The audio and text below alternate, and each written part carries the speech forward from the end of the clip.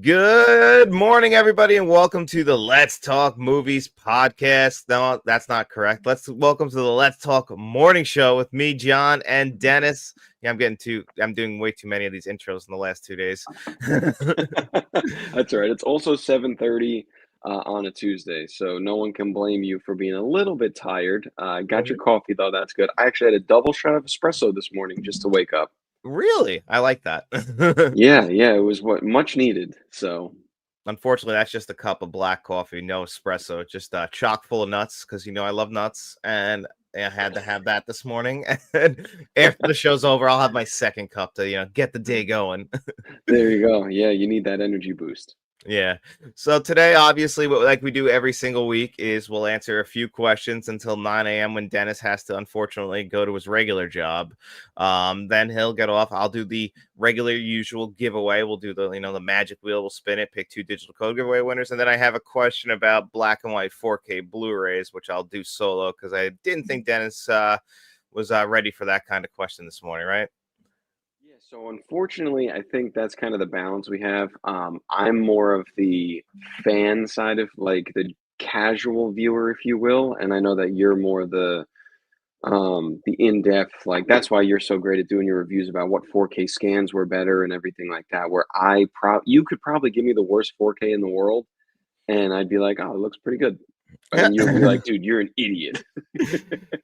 Yeah, I was doing some reassessing on some 4Ks recently. I rewatched the Terminator 2 4K last night because I have 2 copies of it, and yeah, that thing is still brutally bad in my opinion, unfortunately. Seeing if I watched it, I probably wouldn't even notice. I'm so bad on it, and this is like an exaggeration, but if you put on a VHS tape and then a 4K, I probably would like, oh, they're Yeah, close enough. close. I mean, listen, some movies I still believe are meant to be watched in VHS. If I'm being honest, like the Terminator and Terminator 2. You could still watch those on VHS. I think RoboCop, like they kind of got that gritty feel. They look good on VHS. Yeah, well, I mean, hey, you know what? To each their own, I guess. But yeah, the black and white thing. I do listen. I am on a big black and white kick. I told you that. I have been for like a month now. We just watched for our original versus remake. The original was black and white. I was loving it. So, do I really do enjoy black and white films? But commenting on like 4K quality and stuff, I'm probably not the guy you want to listen to. You want to listen to John. Ah, thanks, man. Gosh, shucks, you make me feel so good in the morning. But before we get into our questions, I just got a question for you. Have you been watching WWE Unreal at all, or did you watch that whole thing? Dude, I did, and I assume you did as well. Oh yeah, of course. I um I really so I know there's a lot of people who are upset about it and all the older guys exposing the business, but it's so exposed at this point, nobody cares. I personally feel like I didn't really learn anything new. The only thing that was kind of shown more in depth that I liked was Gorilla. I thought that was really cool.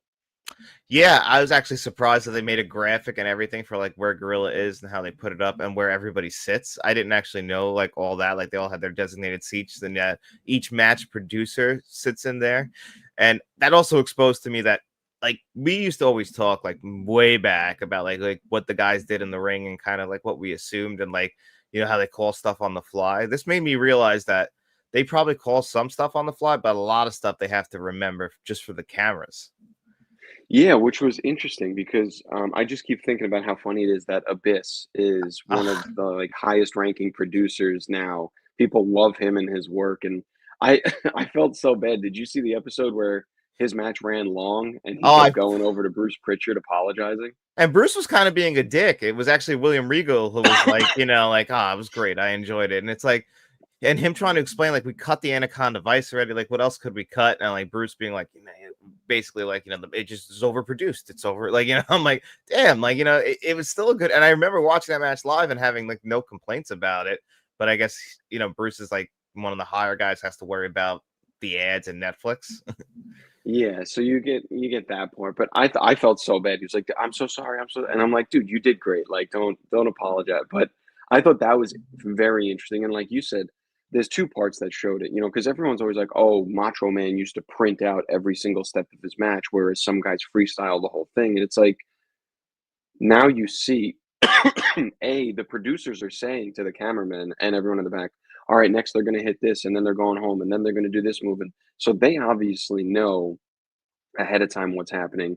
And you even saw Rhea Ripley in the background or in backstage going through the motions of her match and talking to herself about it and then explaining it all to Damian Priest. And even he was like, that's a lot to remember. And she's like, yeah, I know, but we got to get through it, like, so they really do choreograph this thing like almost start to finish. Yeah, and that was something that was kind of a revelation to me. Like he's explaining, like, oh, Punk's gonna look up right here. The fact that he can remember himself that CM Punk's gonna look up at this exact moment. I'm like, yeah, it really is just the TV show. Like, and like they all kind of just know their roles, and it's amazing. Like we kind of think of like all these backstage, they look like just a backstage of a TV show at this point. Yeah, which you really, I mean, if you think about it, they're essentially actors, but instead of remembering lines, they have to remember they're action people. Like think about every, like in John Wick, all those action scenes where you have all those people in there fighting. They're not remembering lines because they're not talking. They have to remember, okay, first this guy's going to throw a kick and he's going to duck and sweep the leg, and then I have to throw a punch and duck. And that's what they are. They have to go in and they're really like stuntmen who have to memorize, all right, so this is what's going to happen first, and I have to do this and that, and I thought it was actually funny how Cody Rhodes' daughter thinks that he's a dancer. Yeah, well, like kind of is a little bit. It is a dance. Yeah, and when she said that, like, I was watching it actually with my wife, and she laughed at that, and I was like, to be fair, she's not wrong. Like, he really kind of does get in there and dance with people. Like, it's more violent and action packed, but they have to remember the steps to the dance. Yeah, it's high risk, these kind of things, essentially. So that's what they have to worry about. I remember, I don't know if I've ever said this to you, but someone told me that it's basically theater kids who also went to the gym. Oh, that's a good point. Yeah. Like they're all jock and macho, but think about it, they get all dry. I mean, even me and you, like how much hours did we spend? I mean, people still do to this day, just on the on the 360, customizing all of our gear and everything just for our matches, and then having alternate gear and like, like also just in different colors. We just love that kind of thing. Yeah, that was always the best part, which I think that's the thing, like, that blows my mind too, is how intricate all that is, and that they literally have seamstresses and people like that on staff backstage who, and like right there on the spot, custom sew all your gear together, and like it genuinely is like a massive Hollywood production, or maybe even a Broadway play, I guess is the better way to put it, right? Because you're showing up to the stage, you got to make sure that everything is fitted to you appropriately. You got to remember your lines, you got to remember your dance moves, or in this case, what wrestling moves you're going to do. Like, I thought it was very interesting to see that stuff. Because we had ideas of calling it on the fly and changing this and changing that, but you really genuinely realize that from start to finish, in the writer's room to the match production, the timing of it all, the gear, like it really is a Hollywood production at this point. Yeah, it's unbelievable. And I mean, it makes you actually appreciate it even more because, you can't just go out there and wing it at this point. You got to really know what you're doing. Yeah, which I guess, to be fair, it's a lot different than back when we were watching it, Yeah, that's in the also Attitude Era and true. stuff, because that it wasn't owned by a major, private equity firm, and it wasn't it wasn't as big as it was. So I'm sure guys back then like Taker, Austin, Rock, they were probably told, "Hey, fellas, you got 12 minutes for this match. Good luck," and they could go out there and kind of do what they wanted to do. Um, Whereas now, I think it's harder, for people to run long and all that stuff because you got advertisers that you have to answer to. You have major networks you have to answer to, and so it gets a little different. But Yeah. I thought it was fascinating. Yeah, no, I loved it honestly from start to finish. I have heard things since it aired that like some of the stuff on there is supposed to mislead you anyway. Like it's supposed to be like that, like some of that stuff is staged, which is interesting as well. Yeah, that is kind of, I don't know. I don't know how to feel about that. Yeah, well, it's like WWE's like new thing is like kind of like playing with us, like kind of apparently like Seth Rollins didn't even like tell the boys in the back, and like they're upset about that. Like with his fake injury, like is that going a step too far in kayfabe? But it's almost like that's what you have to do if you want to actually keep kayfabe alive at this point. Yeah, well, I guess that's kind of the double-edged sword you have to kind of toe the line with, because on one hand, I know there's a lot of guys, like I keep saying, Undertaker and even Paul Heyman, had said that it's weird and they don't love it. They're okay with it. Well, Paul Heyman at least is like, I understand it's where we are now, but it is weird because, they're of the era where if you claim it's fake and you claim all this, like, you have people knocking out reporters for claiming wrestling's fake, where now it's like, hey, come on backstage and look at how we do all this. And but the thing is, like, we're so far past that point of exposing everything that goes on in wrestling that the only way to fool people is genuinely to fool every single person, including the locker room, because you have one leak and it's over and everything you built up. And that's, I know, another thing with Karrion Cross. People are like, they think he's a work. They think his release was a work. They think all these interviews he's doing is a work because it's right off the heels of the Seth Rollins thing. Yeah, I completely agree. It's coming off of that, like this is like, is he really leaving? Is he not? And he also had a documentary come up like the next day, which kind of raises concerns. So I'm not entirely sure what that's about. So maybe that's a whole nother thing as well. Is like, is he working us? Is he not? Because I guess people backstage would have to know about him, like where his career's going. Personally, I think it is. I don't think he's going anywhere. Why else would they have him on SummerSlam? Yeah, I would have to agree with that. But it is interesting. I guess though, like you said, you have to. You know, we're almost so numb to it now. I feel like as like a whole society, especially our age groups, where even in movies, that you have to do so much in a movie to make us enjoy it. Same thing in wrestling. Like it has to. You can't really fool us anymore. So the fact that he's saying like, "Oh, I really need," it's okay if AEW reaches out to me. It's okay if other companies reach out to me. That's shocking to me that he's saying that because of tampering things. But I could also see WWE saying, "No, say it. It's fine." And we're not going to, pursue any other company because it's part of the story. But we need this to feel real. I completely agree. I was just trying to figure out if the chat's on because I see people are in here, and I'm looking at it and I can't comment on the video. I don't know what that's about either. Oh, you broke it. I don't know what I did. I don't know if I actually even did anything or if the chat's just at the bottom and I can't see it, but I don't know. It's very confusing. Like I where would it be on here, guys? If anyone actually I sees was it. gonna say I don't see anything on my end, but I'm not the host. No, no, but even if you go to YouTube, that's what I'm looking at it on. I can't find it. I'm sorry. I don't know what's going on with it. Is it off on the video? I know you gotta check them settings. I guess I do. Like I thought it was on because it should be on. Well, so everyone knows, we're not ignoring your comments if you've been commenting. Yeah. John is just being a jerk. Yeah, wait for a second while I do this. I try and figure out what's going on with the live stream, guys. Yeah, no, you're good. But yeah, everyone who is here watching, we will answer your comments when we can. We do have a couple questions that we're going to be answering today as well. I know we had one question, I think it was from Kevin Kruger, about ranking some action movies. We had top 10 sequels of all time. And then best year in film, which was a tough one when I was researching it.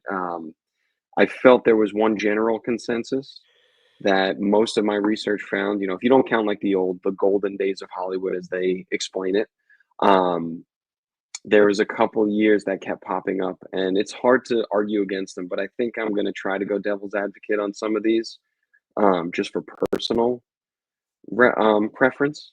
So we will talk about that. Sorry, the best years in film or best year in film, and the action movies too. Sequels, though, I do have a couple things for that list that we can talk about. I have a couple honorable mentions that I'm not sure if they count as sequels because of where they land in the grand scheme of things. Okay, so Um, now it should be working for comments, guys. I figured it out. It's because this is labeled for kids, and now it's not labeled for kids. So that's what happened. oh, good, good, good. So now it should be all good, and I apologize. How that happened, I don't know. It's supposed to, the whole channel's supposed to be set to, not labeled for kids because we do curse on here. So if any kids did see this, Dennis apologizes on that. I don't think I cursed. I mean, I said if we cursed, if we cursed. Yeah, you're right. I Mhm. apologize on my behalf. I have no excuses for him. Okay, yeah, now it's all working, guys, and now we can get back to the show and get into what the main topic is. Thanks, Dennis, for vamping. I have no idea what you were talking about. Was it something about the best years for film? No, no, no. I was actually just talking about how bad you look this morning. Wow. I mean, after I told you I was feeling very self-conscious about my beard this morning, that's what you say? Yes. So, No, I was just letting them know that we were talking about the action movie list, the top 10 sequels, and the best year in film, kind of yes. what the plan was. Oh, okay, perfect. Thank you, Dennis. Thank you for taking care of that. So we can actually get into the best sequels of all time. And that question was from Deranged Psychopath, which, of course, we hope not deranged. And good morning, Mr. Smelly Potato. Thank you so much for being patient with us, our channel bankroll member. Yeah, a little bit of an issue this morning, and I apologize. Yeah, he apologizes for that. I apologize for cursing. He apologizes for the tech issues. Yeah, even though I don't think you did curse at all today. Yeah, not yet. Not yet, but now you can. Now you can freely speak your mind. All right, good, good. So yeah, top 10 sequels of all time. I do want to do my honorable mentions. I have three, Okay, just so we can discuss that before we dive into the list. So go for it. first is Jeepers Creepers 2. Yeah, you are a big Jeepers Creepers guy. That did not make my list. Yeah, I just want to mention it because I do like it, and I do actually feel like the sequel is really good, and it's one of those where I might actually go back to the sequel more than the original personally for Jeepers Creepers. Really? Yeah, I don't know why, but I always go back. I feel like the actual like creeper, if you want to call him that, is showcased a little more in the second one, and I like that. Yeah, that's a fair point. It's definitely, in the first one, it's a mystery for a little while, which makes sense. You want to build up what his look likes. Yeah. Then I also have the reason this one's here, I'll explain, but Texas Chainsaw, the '03 remake with Jessica Biel. Okay. In my honorable mentions, I have the Texas Chainsaw sequel, the best one in the entire franchise, Texas Chainsaw Massacre 2. We don't talk about that one. The Yeah, best you scene in do the love that entire one. franchise is Dennis Hopper, at the chainsaw store. We can agree on that, right? Yeah, well, how he's trying holding all of them, and he's holding like two mini ones, and then a big, and he's trying to figure them out. I love it. My God, just ridiculous. It is, and that's why I love Absolutely. it. And then my last honorable mention is Silence of the Lambs, only because I feel like people think of it as a standalone. Yes, that's fair point. People don't realize that it's actually the second film, and then they read, oh my god, and then they made three more. It's a whole thing, or two more.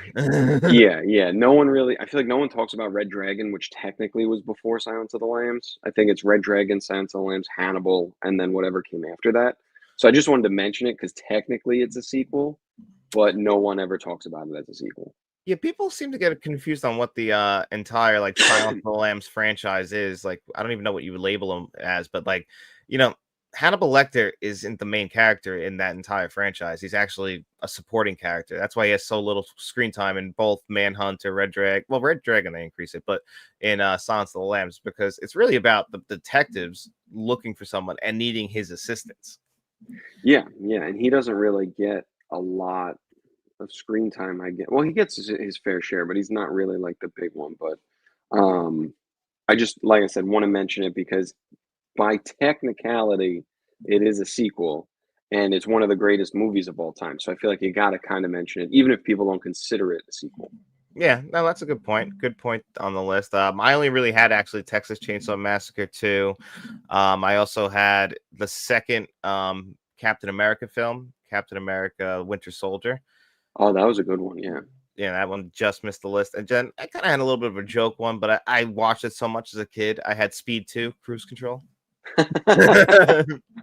Just for the nostalgia. Just because I watched that ridiculously ridiculous film way too much as a kid, and when I go watch it now, I'm like, this is terrible, but I want to watch it till the end. I appreciate it. So yeah, I guess let's just dive into the top 10 sequels of all time, according to me and Dennis. Yeah, so to be fair, this might not be of all time. This might just be personal flavor because my number 10 right off the rip is super recent, and that is Fear Street 1978. Oh, that is a very recent one. That is a very good sequel. And probably the best of the original trilogy. Yeah, that's why I picked it. I think it's because I love the whole original trilogy on Netflix, but The second one just has like it's obviously an homage to so many summer camp, sleepaway camp, Friday the 13th, all those kind of things. And but it just fits the vibe so well. I really just enjoy that whole like 70s summer camp slasher vibe. It's really right up my alley. And I think they did a great job. And like you said, I think it's the best of the trilogy on Netflix. 100%. And even though the last one wraps everything up and they kind of like snuck in the second part of it, like going back to 94 and they put 94 part two, thought that was really cool. I like the way they structured it. But 78 felt like the most tightly wound one. And, it really is paying homage to like the Friday the 13th, sleepaway camps, the burning kind of movies. And I really enjoyed that. Yeah, yeah. So I figured I had to put, like I said, is it of all time? I probably not. People probably don't like it, but to me personally, I think it's one of the best sequels and definitely one of the, well, definitely the top in the trilogy. Yeah, I completely agree. And that's a good film, Mr. Mellow Fellow. Yeah, we'll do the top 10 black and white films. That's going to be after 9 a.m. When we'll do the 4Ks for that. My number 10 is a recent film as well. And I'm back and forth like what qualifies as a sequel, like, or is it like a sequel to like did it all have to be number two films? But I just decided to throw that out the window. It was just, splitting the atom too much. So I got Avengers Endgame. Oh, nice. Yeah, I didn't put that one on here, but I'm glad that you broke the rules because I may have down the line here. Okay, good. As long as it's not breaking the rules. I was like, I'm confused on what to go. Ooh, this is a great one that probably should have made my list. Dawn of the Dead. Yeah, that's a Yeah. punt. Oh wow, so that's not even on my list by accident. Morning, David. Glad to see you made it here, buddy. And yeah, so back to Avengers Endgame. Yeah, I mean it's the highest grossing film of all time, or it's going back and forth with that stupid movie that we don't speak of here that James Cameron has dedicated his life to, unfortunately. Oh, are you talking about Avatar? I just said we don't say. You don't listen. It's not like Beetlejuice where it's gonna suddenly appear on the screen. What do you mean? There's a third one coming. Well, I would personally pick Avengers Endgame over Avatar any day of the week. Yeah, I really do. Good evening from South Australia. Wow, good evening. That's 8 Big Goonies. Glad you made it here, buddy. That's crazy. It's already the night over there. We're just waking up over here. Yeah, thanks for stopping by. Appreciate you being here. Yeah, and if anyone's a fan of Frank from Frank's Medium Reviews, he's still sleeping because it's like 5 o'clock in the morning there. So West Coast people are getting screwed and only get to see the replay. Yeah, well, one day maybe we'll adjust. Yeah, maybe. We still got to work. But Avengers Endgame, the sequel to Infinity War, and then obviously a sequel to how many other Marvel movies. But this is where, for me, the MCU kind of ended, and it's like the perfect wrap up of the entire franchise for me. It's a great film. You can just watch this on its own. Of course, you have to have seen at least most of the other films to really get the emotional impact of it. But for a comic book film, there really aren't too many better than this one. Like it is the definition of a comic book film. Like all the colors, all the big moments, it lives up to it. It's best on the big screen. That's why I love it. And I think that it really I think everything Marvel did up to that movie and including that movie was done as perfectly as you can do comic book superhero stuff because it obviously blew up and everyone knew every superhero in there. And I think you're right. It is like it's fitting it's called Endgame because I feel like that's really it. It's after Endgame, I think the hype kind of slowed down a little. The movies didn't really hit as much as they thought, and they just haven't been the same since then. Because that was really such a great ending. I thought it was the best way to wrap up a franchise. I mean, I know that money talks, but if you really want to go out like almost how Shawn Michaels went out at WrestleMania 26, the walk-off moment, like this was it. But just like Shawn Michaels, someone's gonna write a check.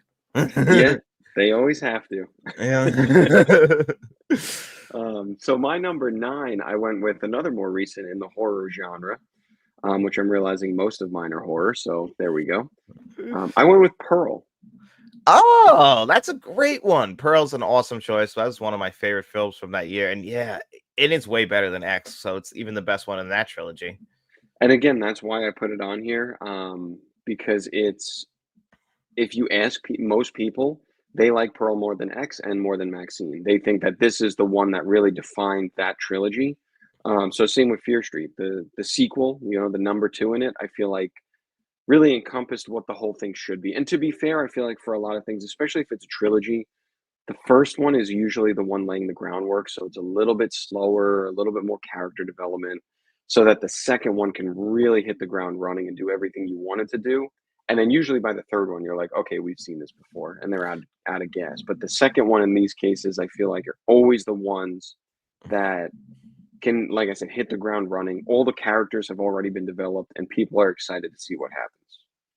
100%, and that's what and you hit the nail on the head when it comes to a trilogy. That's literally what always happens, and that's why most trilogies, the second film is the best. But if you could wrap it up with a great third film, like you nailed it. Because how often do we see two great films in a trilogy and then the third one just a whimper? I'm looking at you, The Dark Knight Rises.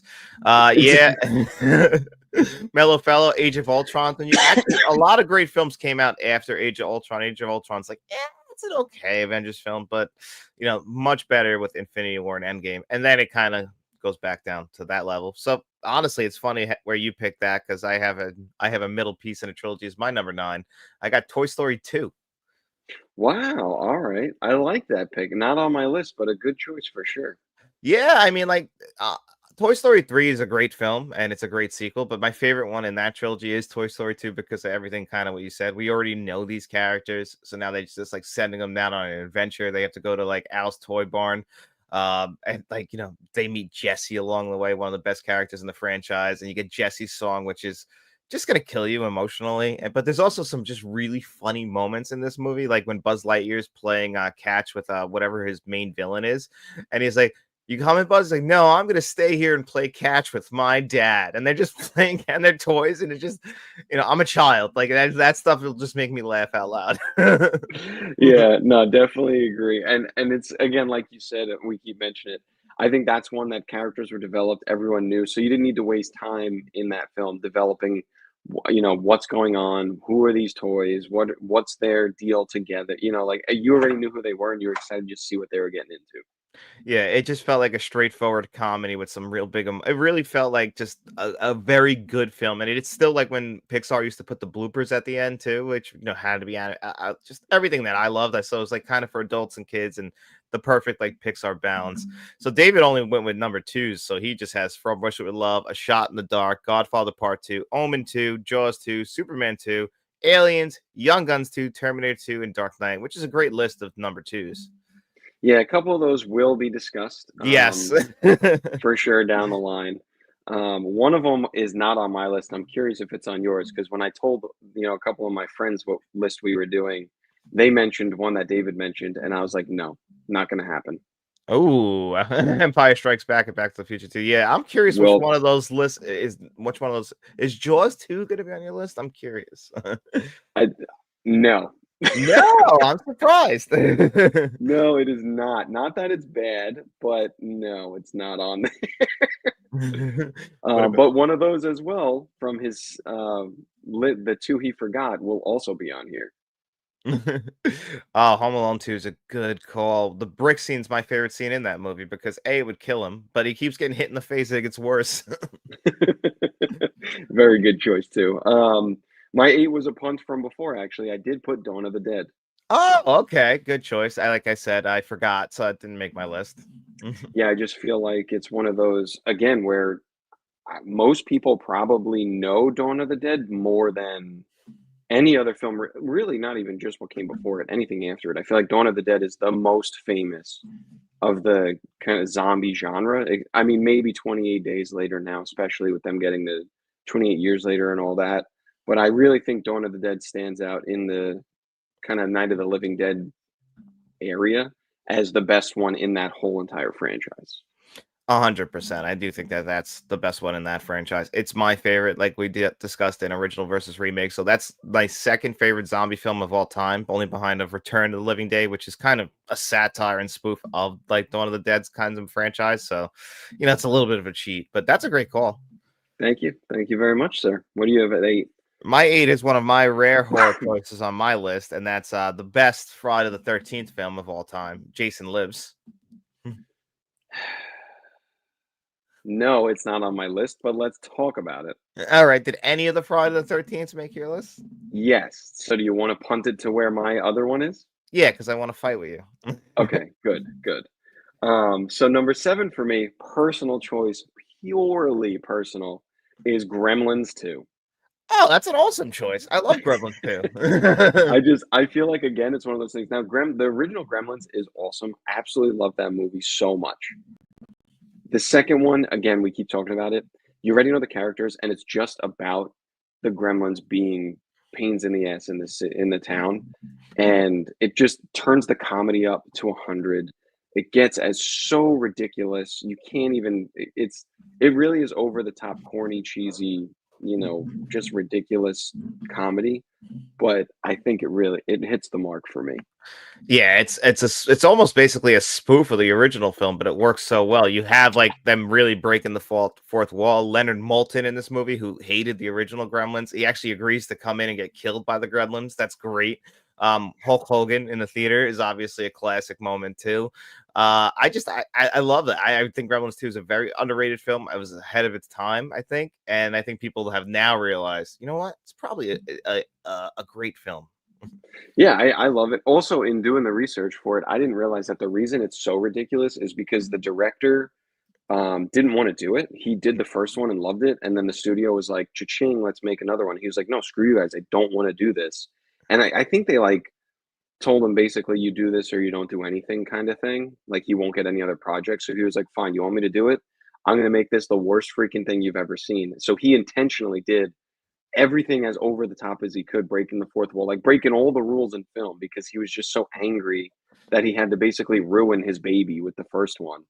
And ironically, it became, arguably the same, if not more beloved than the original.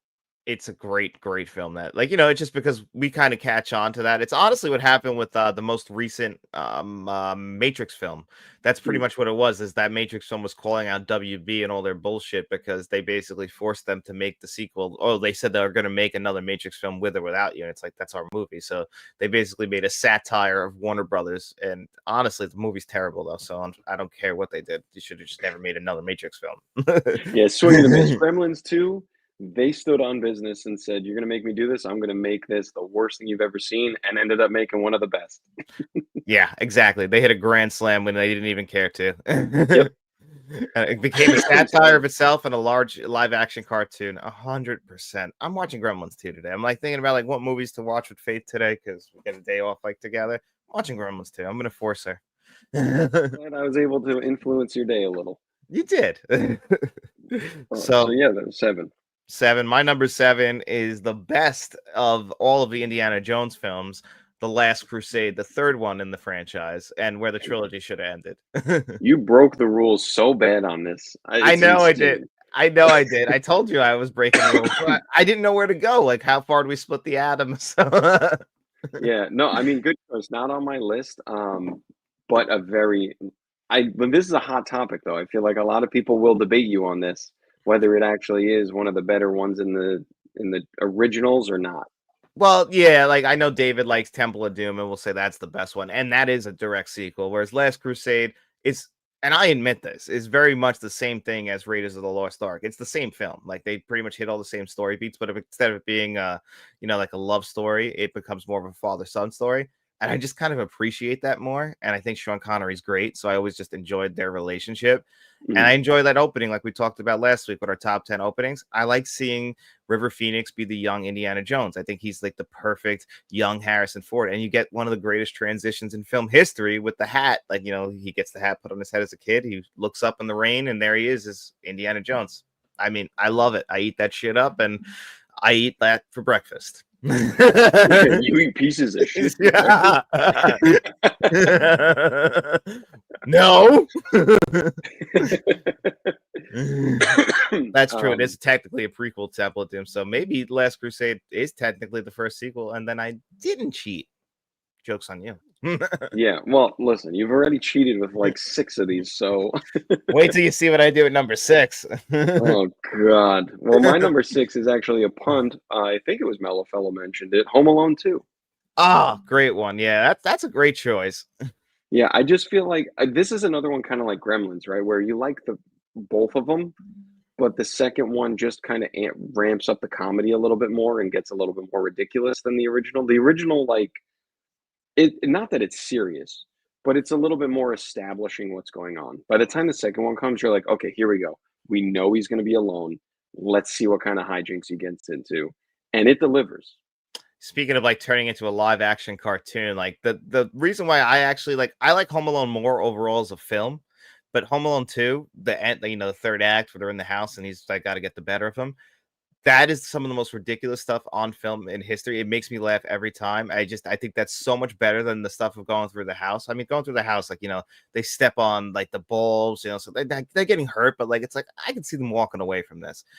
He is attempting to kill them and they should be dead in this movie. Yeah, I mean, steps up his game big time in this one, but it's always just also so convenient. Like, he just happens to go to this, like, have a relative here with a house that's also like abandoned. Yeah, exactly. Like, yeah, again, the unknown uncle who lives in France also happens to have this under construction apartment. How convenient in the city that he happens to accidentally end up in. I mean, yeah, it's ridiculous when you think about the plot of the movie, but Tim Curry's great. And also Macaulay Culkin just said recently like he likes Home Alone 2 more than the original Home Alone. And I think a lot of people, again, like, when movies come out, it's like those critics of the time get to review them. But as people get older, it's like, no, actually, you guys are wrong. Home Alone 2 is the better film. It's just you got to like look at it that way. You're not looking at it correctly. Yeah, and I think that's what happens with sequels, especially when they first come out. I think there's a lot of hesitation, and it's like, wow, the original is so much better, and people kind of stand on like that hill of you ruined something by making a second one, and it's nowhere near as good. I think most of the time sequels need 5, 10 years before they start to get the appreciation they do. They should have gotten from the beginning, and I think this is no different than that. Yeah, I completely agree. And just going through the chat real quick. Good morning, Eli. What's up, buddy? Glad you could make it here. The whole opening is so he's talking about Indiana Jones taking a knock against me. Let's go 3 times to the cinema. John Doe Juggalo, who has a great YouTube channel as well, a member for 21 months. That just shows you that Jeff, just a great guy. Was one of the first channel members, like from the first time I put that up on the channel. So just got to say thank you, buddy. And make sure you guys all subscribe to his channel as well, because he's a great guy. He's not at home in Home Alone 2 in the title. No, he's not. So unfortunately, that is very, very true. Yeah. So yeah, that was your number, what, 6? That was my 6. So go ahead, shock me with your choice. I'm going with Skyfall, which is not only like the 24th film in the James Bond franchise, but it's not even the direct sequel when it comes to the Daniel Craig film. So it's the third one in that Jesus, God, you're just picking whatever you want. I tried. This was difficult for me. I'm looking at this now, and I actually stayed strictly at 2s. No. Do I have any 2s in here? Actually, my top 3 are all 2s. So I was honorable at the top, but I'm like, I got to talk about Skyfall. I mean, in a long running franchise like this, for the best in the entire franchise to come out in the 20s, like, it's insane to me. I love Skyfall. I'll always say that's the best James Bond film. It's like the culmination of, like, it's got callbacks to the franchise, which a lot of people probably don't like it when they do that, but it's not done in a way like Ghostbusters Afterlife, where it's like, let's focus on the Crunch Wrapper bar for a long time. It's like, oh, the Ashton Martin's back. That's awesome. Yeah, I know that a lot of people who are fans of James Bond, the whole 007 deal, like even my wife's uncle, he has been followed it forever. I mean, from every single actor who's played, he's seen every single movie, and he even said that this is one of his favorite, if not his favorite, as well, just because of how it was handled. It's like you said, it's not on the nose. It's not like we're shoving references down your throat and there's zero plot to it. But it is cool to see something come full circle. Exactly. And that's why I love it so much. Like, I love the James Bond franchise. I go back and forth. It's probably my favorite franchise, just like your wife's uncle. It's like, it feels a little dirty to say like Skyfall's the best because it's so late in the franchise. And it's like you're stepping on like Sean Connery's toes. It's like the greatest Bond. But, it's a great film. It just really is. You have an Academy Award winning director directing that film. And it's very different from like, all the original Bond films were directed by like 3 people, and like they just kind of like had like the same team together. It's like this one kind of gets like that. I hate it. I know people get upset when you say elevated horror, but like this feels like an elevated Bond film in a way. Yeah, I definitely was, and I think you also have to respect. It's Daniel Craig, right? Yeah. Yeah, you have to respect him for what he does as well, because I think most people can agree that he's not the worst James Bond in the entire franchise. You know, he did a pretty good job at what he was doing, and I think personally he's towards the top as well, and just in terms of portraying the character. Oh, absolutely. He's not my number one, but he's up there. Like I still, it's tough because Timothy Dalton only did 2 movies. Like he really is a perfect Bond. It's just like he's not my favorite. Mhm. If that makes sense. Yeah. Um, No, but I think that that's a good choice, even though you went with James Bond 47 as a sequel. yeah, I know. And I cheated. Pop and Fresh, $50 donation. Thank you so much, buddy. You're always helping out the channel. I really appreciate it. Great topic, guys. My favorite sequel is The Chronicles of Riddick. That's a good choice. Why? Because on the I bought the first ultimate UMD disc I bought for the PlayStation Portable. Oh my god, I used to buy those. I had an Undertaker one that like shrunk it down to like 5 matches that I used to watch on there. I love my PSP, but yeah, they shrunk those movies on there and fit them. It was still great. 507 in California. Thanks for jumping in here. That earlier. John, I saw Crust. Oh my god, bro. Soiled sock monster. Yeah, Dennis, that's the one I was telling you about, the cum monster. I can't believe you sat through that, buddy. I'm glad you did though. Yeah, you did it for me, Pop and Fresh, because as soon as it was explained to me, I was like, you know what? That's one I don't need to watch. He's loyal like a dog, though, Dennis. Like he's gonna protect you. No, thank you. All right. Moving on to your 5, though. My 5 was another one I think David brought up, and even though I'm not the biggest fan of the franchise, I did go Empire Strikes Back. That's a punt, buddy. All right, that's okay. So what's your 5? I don't know. This might be one you like left off your list because you just knew I would have it, or it's either a punt, and that's The Dark Knight. That is a punt. Okay, what's your number 4? My 4, we can now talk about Friday the 13th because I picked the proper sequel, which is part 2. Okay, fair enough. Tell me why the 5th one is a sequel. Because this is the one where Jason comes back. But we can talk about yours first because yours was earlier in the list. So let's Yes, go. even though mine isn't a direct sequel, this is the one like after A New Beginning, where Jason's technically not even in the film, which I like. A lot of people don't like A New Beginning. I've never been one of those people. I've always said that, yeah, it's technically not a Jason film, but it's still very much a Friday the 13th film. And this is one where they bring him back to life and it becomes super meta. I just talked about James Bond. This has the James Bond opening with Friday the 13th. It's zombie Jason. It's very silly. It also, this is why I love it, it's the one that feels the most like autumn to me. Yeah, no, I agree with you. And I think this is one where Jason kind of finally does get defined as what he is and looks like. And, like in the first few, he's always different. He's never the same height. He's never the same build. He's wearing different clothes all the time. Sometimes he has a tool belt on. Other times he's wearing a polo shirt or a button-up shirt. Like he's very confusing. I do agree this one kind of establishes him moving forward in the franchise. Yeah, this is like what I think of when I think of Jason. Like this is his look. Like they would just play around with this look from this point on. I mean, yours, like he's literally wearing a sack with one hole. Yeah, well, so listen, I never said it was the best Jason. Okay, because in the actual part 2, he's the worst one. He's so stupid looking. He's like 3'6". He weighs 20 pounds, and he's wearing like his best, I don't know, Chucky doll impersonation. He's got like overalls and a weird shirt and this stupid potato sack on. He's horrible. I'm not gonna lie. He's terrible in it. But the reason it's on my list is because it establishes him as the villain moving forward. Without this happening, you don't get the Jason that you got in yours. So this one has to happen. Yeah, no, I completely agree. And there is things in part 2 that I like that improve so much on part 1. I love the opening to part 2 where he gets his revenge on the girl and like, the shots outside. Speaking of autumn, I love the like just the looks on his feet on that like wet fall looking street. Like that stuff is beautiful. Like there is a lot of good stuff in part 2. This is the one like where he has his shrine to his mother in his nice little shack in the woods, right? Yeah, it's a beautiful home that he has there. The decor is wonderful. He's got mold and melted candle wax all over the place. For some reason though, he kept the sweater. That's just a fire hazard with all those candles going on. But I guess he's not. He doesn't really care to Well, lose like his like property. David says right here, he's teenage Jason, so he has no one to take care after him because his mother's dead. And I guarantee you, he's got his own sock monster lying around somewhere. What's up, William?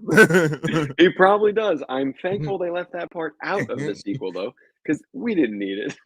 No, we didn't. I would have pushed the rating over the top.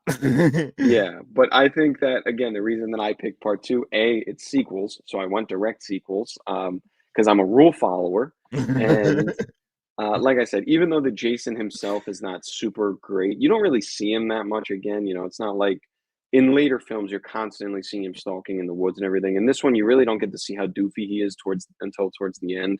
But again, it establishes now moving forward, Jason is here to avenge his mother's death and all that stuff. So without it, we don't get all the rest of it. Exactly. No, you're completely right, and I definitely cheated on this one.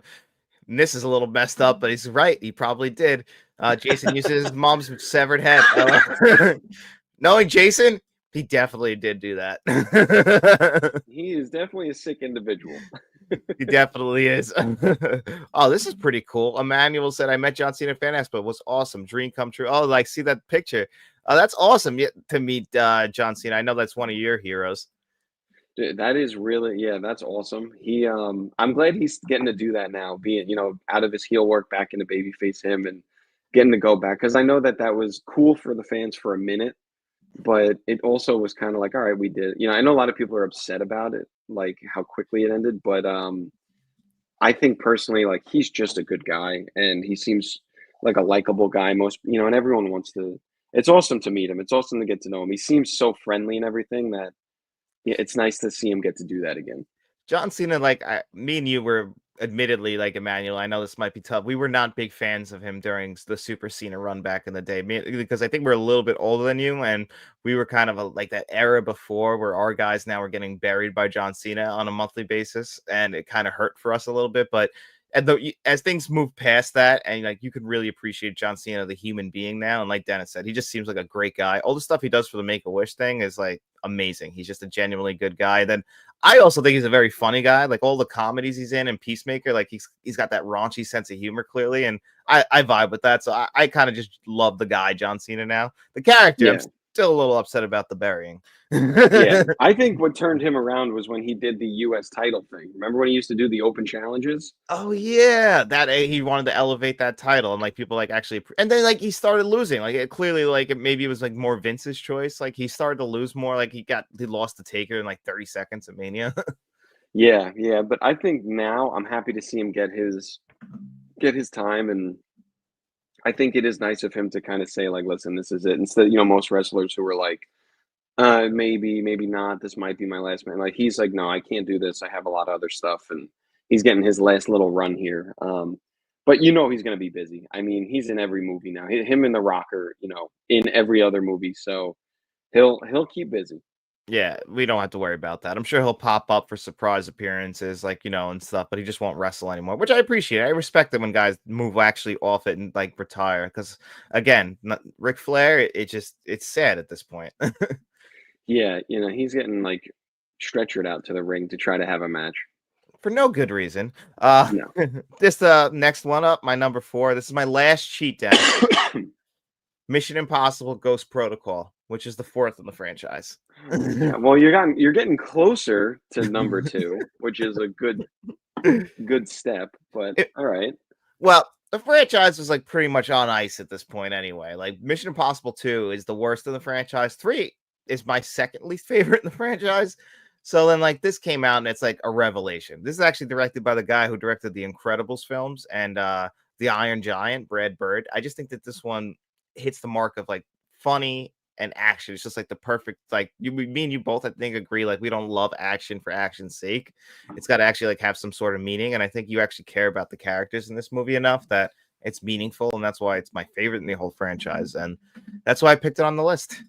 I mean, listen, even though you cheated, I will agree with everything you're saying because, there's a lot of action films out there like The Expendables and that kind of stuff where it's literally just let's get together and make as many, gunfights and explosions and helicopter crashes and whatever as we can without anything else.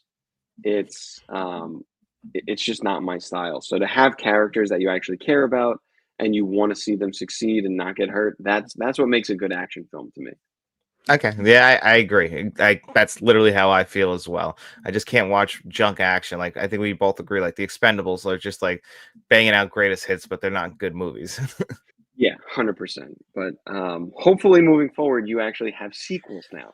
I do. Everything has a two after it. Well, pretty much. But you'll see. You'll Okay. see. They're all kind of direct sequels.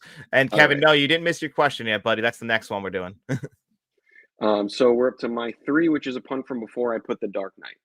Great choice. Has to make the list because it's not better than Batman Begins in my opinion, but I mean, my God, the hype machine around this one is insane. Yeah, and it might be that. It might just honestly be that Batman Begins did really well and people were excited about The Dark Knight. People were excited about the Joker. And obviously, Heath Ledger delivered more than anyone could ever have imagined with the Joker. And, that year, everyone was Joker for Halloween. And all of a sudden, everyone is getting tattoos with him. And it's just, it really like took the world by storm when it came out. I think it's one of those ones we were talking about sequels before where most of the time a sequel comes out and people hate it and 10 years later they realize how good it was. I think this one might be the opposite, where it came out and people were like Batman Begins sucks. Dark Knight is the greatest Batman movie ever. And then 10, 15 years later people were like, actually, you know what? It was a good movie, but I think Batman Begins was probably better. But just because of the hype, the excitement, how much everyone loved it, how much impact it had really like in the world at that time, I feel like it has to be in the top.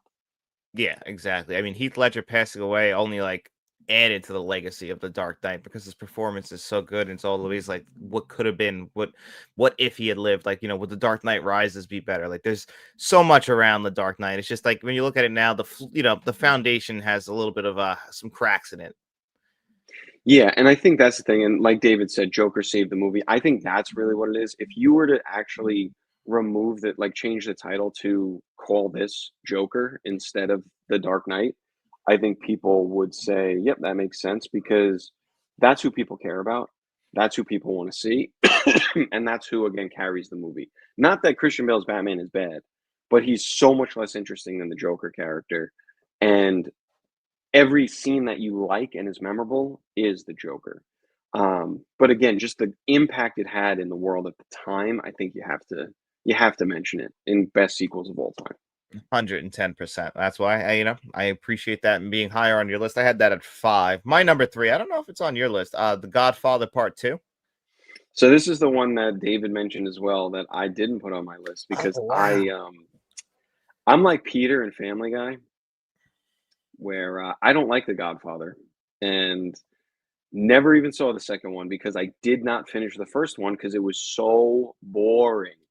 Well, I'm glad that you have the balls to admit that live on a live stream like this amongst movie fans because that's exactly what it takes. Because yeah, people are gonna get upset with you on that one, and I of course strongly disagree because I love The Godfather. I actually love The Godfather more than I love The Godfather Part 2. I put it on the list because it is an incredible film, and the arc of Michael Corleone from the first film to the last film is the greatest character arc in film history. This lovable guy who just wants to do right by the world and like get out of his gangster family only to get pulled right back in and literally become the darkest human being willing to kill his brother, which I am gonna fucking kill you like he kills his own brother at the end of that for these comments on the show. I'll tell you right now. Listen, that's fine to Don't go each on a their boat. own.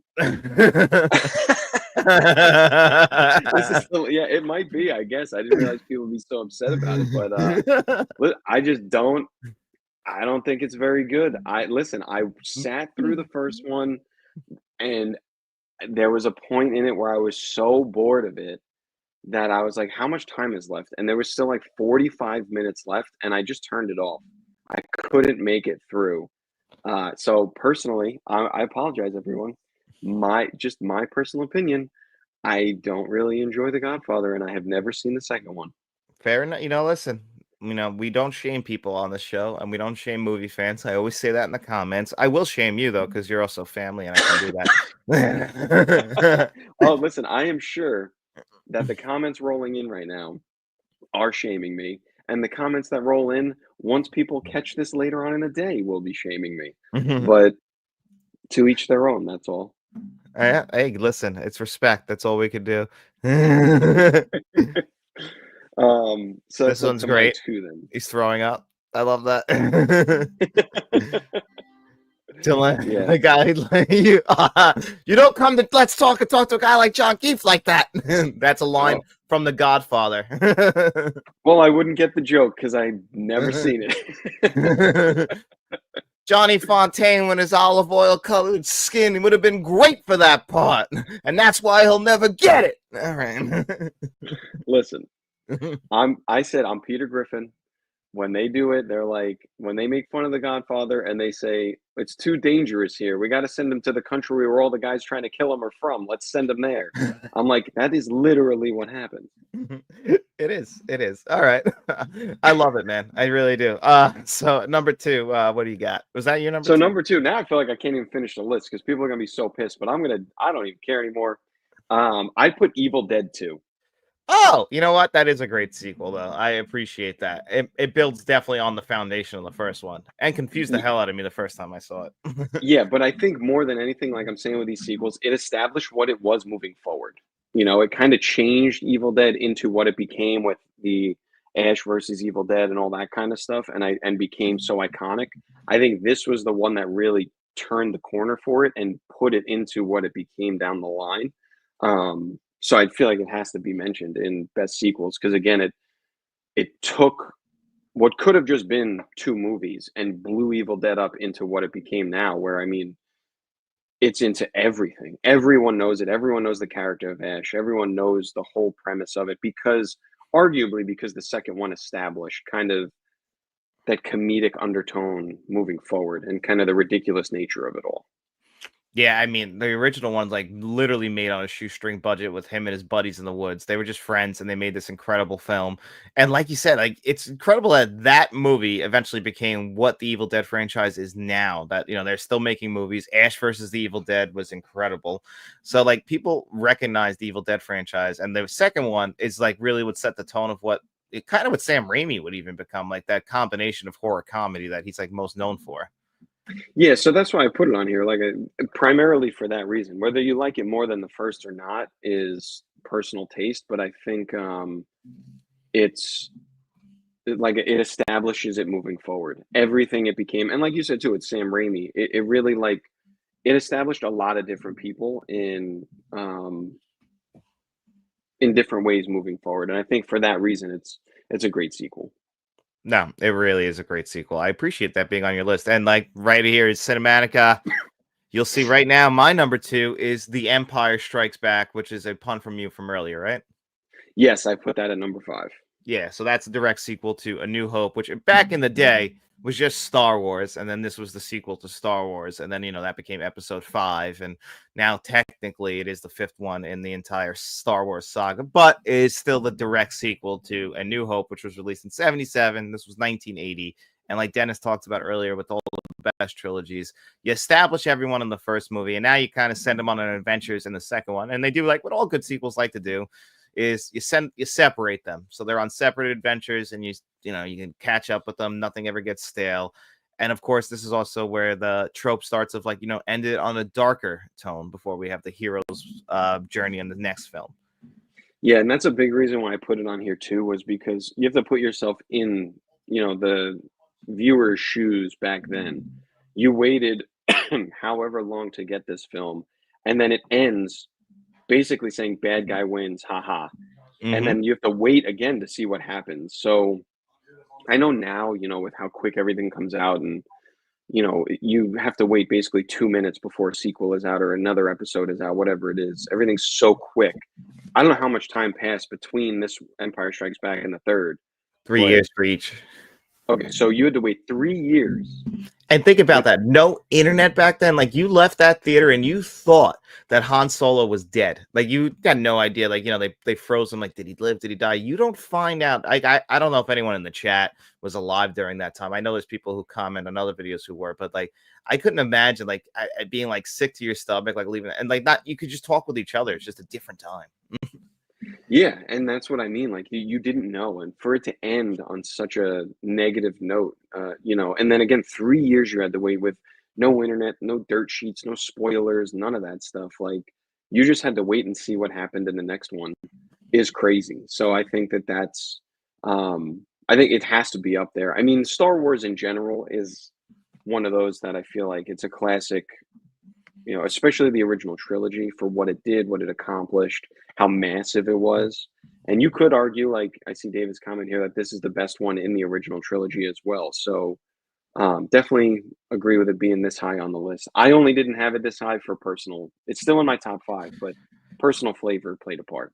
Fair enough. And I just want to thank right here Beef Cheeks on the Streets gave us $20. Great show, gentlemen. I really enjoyed 2010, the year we made contact, as his favorite sequel. I hope we get a 4K of that one day. Thank you so much for the donation, buddy. Really appreciate that. 2010 is a great sequel. Unfortunately, it doesn't get the recognition a lot like Psycho 2 because it's living in the shadows of 2001: A Space Odyssey, but that is a great film on its own, and I agree. I've heard rumors of a 4K, so let's hope we get that at some point. Fingers crossed. Yeah, so that we did yours. Good morning, Our Life in Horror. Make sure you guys go over there, subscribe to them. Great YouTube channel as well. So are we up to our number ones now? We are up to our number ones, which I have a feeling it's the same. It might be because, like Cinemax said, we didn't mention one, and I don't think you brought this one up yet. So I haven't. So David, I agree with you. I am a pretty big Star Wars fan, but like the Empire is still the best in the entire saga, in my opinion, overall. But I do like a lot of Star Wars films. I'll be honest. Yeah. Well, notice how I'm handling this, everybody. I'm not a big Star Wars fan, and I'm okay with John. I'm not yelling at him. All I'm saying is you're getting Fredo Corleone. That's all I said. Okay, and since you didn't see Godfather Part 2, you don't even know what I'm saying. No, I don't. I broke my heart. That's all. So number one, Terminator 2. Terminator 2. Dun, dun, dun, dun, dun, dun, dun. I only actually had it here because I watched it last night and I fell asleep at the very end of the movie, and I had to watch it this morning because I couldn't let it go out like that. I had to get emotional. I now know why you cry, but it's something I can never do. I had actually a feeling that this would be your number one, and it is, but this is one interesting, and I think this is the only one on here that we probably feel the same about. When I first saw it, I, for years, would tell you that this was the best one. It was better than the original. But now, I think I like the original more. I like the original one more. And actually, it's funny. Me and David, just to let you guys know, we're doing Terminator 2 pretty soon. So that's why I was actually rewatching it. But I do think that Terminator 2 has a little bit of flaws in it compared to the original one, mainly in the blockbuster sense, that it feels like there's certain things that they're going for to get like that laugh out of the crowd where the first one doesn't. That's why I think Terminator 2 is a little bit weaker than the first, but still, Terminator 2 is an incredible film. Yeah, and I think that's what makes it interesting, is that even though I jump back to the original claiming that that's better, it's close because T2 is still unbelievable. It's not like, the second one's really nowhere near as good. They're both just absolutely fantastic movies. Yeah, and that's one where they should have stopped there. Even though I love the Terminator franchise, so I'll go back and watch. It should have stopped there. And Pop and Fresh, this is a Lionsgate limited release. I don't know if they even have these available anymore. It's for Terminator 2, so it's got the shitty 4K disc in it. But I love Terminator, and I had to have this. I thought it looked amazing. So, like, yeah, I have 2 copies of Terminator 2 on 4K. Actually, Dennis, if you want my standard edition, you can have it. I'll give it to you. Sure. The Blu-ray is better than the 4K, just so you know. But definitely worth it if you like it. And then you'll have it in your collection. It still looks nice. It's just like I said, the 4K is bad. Yeah. Well, Halloween like I said, 2. I probably. How do you feel about this one? I don't, unlike everyone screaming at me about The Godfather, I don't judge people, and I didn't mind Rob Zombie's Halloweens. The second one was, you have to appreciate for what it is. I mean, I know it might have been a joke, but it's just it's a very weird spiritual Michael Myers journey, and I know a lot of people hate that. I know the reason you hate Rob Zombie's Halloween is because he dives too far into Michael and he becomes too human, but For what it is, I don't have a problem with it.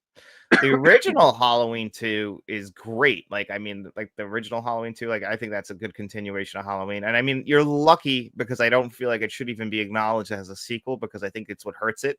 You're lucky I didn't put Halloween 3 Season of the Witch on here because I still think that's a great sequel. It's just it really isn't a Halloween film, and it bothers me that like they kind of did that just because it misled people and it makes people like look down on Halloween 3 when they shouldn't, just because unfortunately it's named Halloween.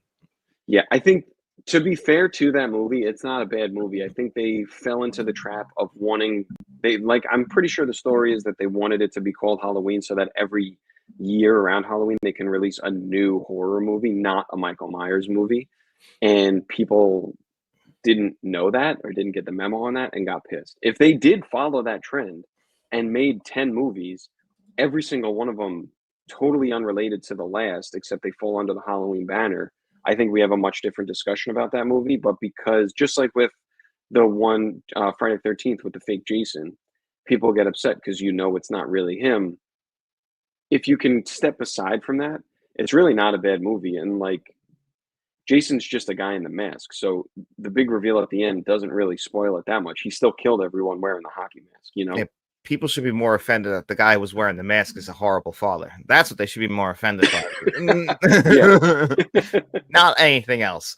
But yeah, I know you got to run soon, so let's get right into the next question because I know this one is one that we do a lot. Carper didn't even want to make Halloween 2. Yeah, I know that's the thing. People don't realize, and I get. Listen, it was a great idea. It's just that you did make Halloween 2, and then fans back in the day was probably should have labeled it like the Halloween anthology series, not just called it Halloween 3. Like I think that's the marketing team really fucked them, I think. Yeah, and that's what I mean. That's why I think people give Season of the Witch such grief because he was forced into making another Michael movie that he didn't want to make. Then finally, Halloween was able to go ahead and move forward with something that wasn't Michael related. But at that point, you had two films with him under that title. So everyone's going to assume that it's just a continuation. Exactly. Oh, okay, and that's interesting, mellow fellow. I mean, yeah, I get that though. I completely understand. Everything's got to match up. Mine thinks the same way. We're doing a ranking list of these films that you guys could all see here. This is a list from Kevin Kruger. So, like we do with our regular top 10 list, we'll just talk about the films as we go up. Start from the bottom of each 12 films here and work our way up. Sounds good. For me, I put number 10, I put The 12. Rock. Or 12, yeah. So I don't know why I've said 10. Oh, because I'm looking at my 10. But 12, I put The Rock. That's fair, but that's a punt. Okay, what do you have? My last one, you want to see people get mad at me, not as much as they're gonna get mad at you. Uh, but my number 12 is Big Trouble in Little China. It's a punt for me. Okay, John, Fargo 4K. Dennis, I watched Jaws 4K. Cinematography, unreal. Thanks for the list again. No problem, buddy. That was our pleasure to do that. That was a great show as well. You guys, if you haven't seen our top 10 movies, like as far as cinematography goes, we did a live show on that a few weeks ago in honor of Pop and Fresh, and that was a great list. But yeah, okay, so that's a punt. So what's your number 11? True Lies. That's a slight punt. Okay, so you're 11? Last Action Hero.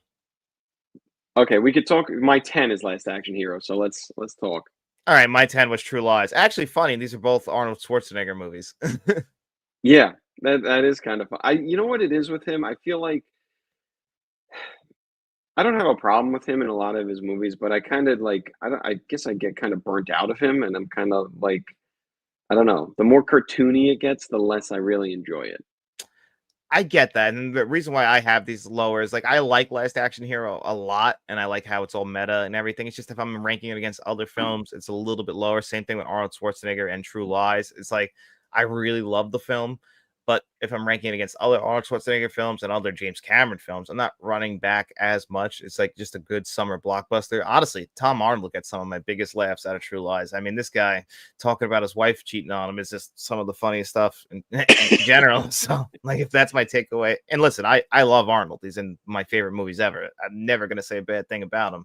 If he was the president, I would be honored to be his vice president, but I don't think that's happening. So, Yeah, and same thing. I mean, for most of even with Last Action Hero, True Lies, even The Rock being down here, it's not a matter of not liking them or hating them or anything like that. It's just when you look at the rest of this list, when these lists come in, the way I kind of rank them is how many times have I seen it? How frequently do I go back to it? If I've only seen it once and have never gone back, it's going to be pretty low. Not because I don't like it, but obviously it's just not really something that I find myself going back to, especially over some of the things on this list. Yeah, completely. And that's the thing. I mean, there's 3 movies on this list, like, near the top of mine that are some of my favorite films ever, so it's a hard list to make. Yeah, agreed. But that was my, I think your 10 and my 10, right? Yep, so we're already up to the 9s. Which I put Face Off. Okay, that's a slight punt. Okay. I have Demolition Man at 9. Oh, that's a punt for me. Alright, what's your 8? Con Air. Yeah, that's a punt. Okay. My 8 is, like I said, a slight punt is Face Off, so now we can actually talk about Face Off. Okay. All right. Yeah. I mean, again, this one's just one of those ones that it's unfortunately just compared to a couple that I put up high. It's just one that I don't. I've gone back a couple times, but I don't find myself like dying to go back and rewatch Face Off. Yeah, after I rewatched the 4K last year, I kind of felt like the same way. I was like, I really enjoyed it. It's one of the best 90s action movies, but I don't run back to it as much as like I used to. And even during that like Nicolas Cage run of The Rock, Con Air, and Face Off, this is the lowest for him because it's like the one I run back to least, even though it's directed by John Woo and we get all the beautiful white doves that he loves to shoot in slow-mo and the 2 guns, and I can eat a peach for hours. Oh, that's actually fucking that is this movie. But it's all great, but it's just, again, ranking them against the other ones. That's why I have it lower. Yeah. No, I agree. That's why I have it there too. So that was your number Is that 8 we're at or 9? 8. Was Face Off. Yeah, I think so. 12, 11, 10, 9. Yep, 8. So now we're up to your 7. My 7 is gonna definitely be a punt for you. RoboCop. Yeah, that's a punt. Fuckface. All right. So my number 7, we've kind of just talked about a slight punt, is The Rock. Okay. All right. This is, yeah, pretty high for you. Yeah, I mean, what's this guy's name? Stanley Goodspeed. So I mean, right there alone, that's just great naming in general. I mean, him and Sean Connery have great chemistry. It's a Michael Bay movie. Another one's on this list as well, but this one's a really good one. I run back to this one like every other year. This one needs a 4K upgrade bad, like just like Con Air. I think it's the kind of movie that deserves it. Ed Harris is fun in this movie. It's just everything. If you like Michael Bay movies, you'll enjoy this one. It's got all of his tropes, the spin around camera, but just, going back to Alcatraz for this kind of mission is great. I like The Rock. Yeah, like I said, the only reason I had it low is it's just not something that I really go back and run, especially with this list. Some of them in my top 6 now that we're getting to are more nostalgia. Watched them a lot as a kid and have a lot of like emotional connection to them, and others I just think are better. But I don't think it's a bad film. I think it's entertaining, just not in my top 6. Fair enough. Fair enough.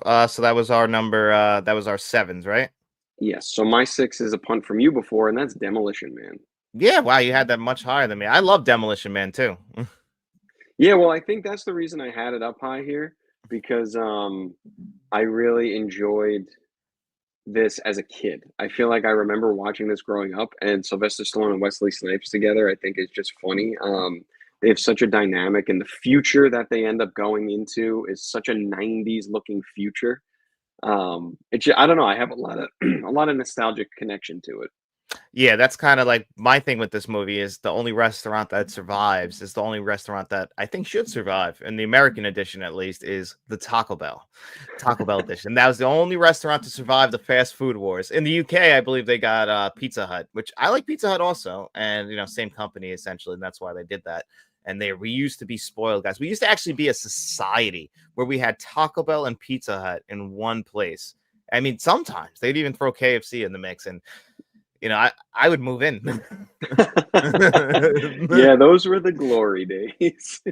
Yeah, that 110%. I would move right into that. Those we just now it's just they're separated out. It's sad. All right, it's I'm Yeah. getting a little down on it. Demolition Man is great though. Wesley Snipes is awesome, and so is Sylvester Stallone.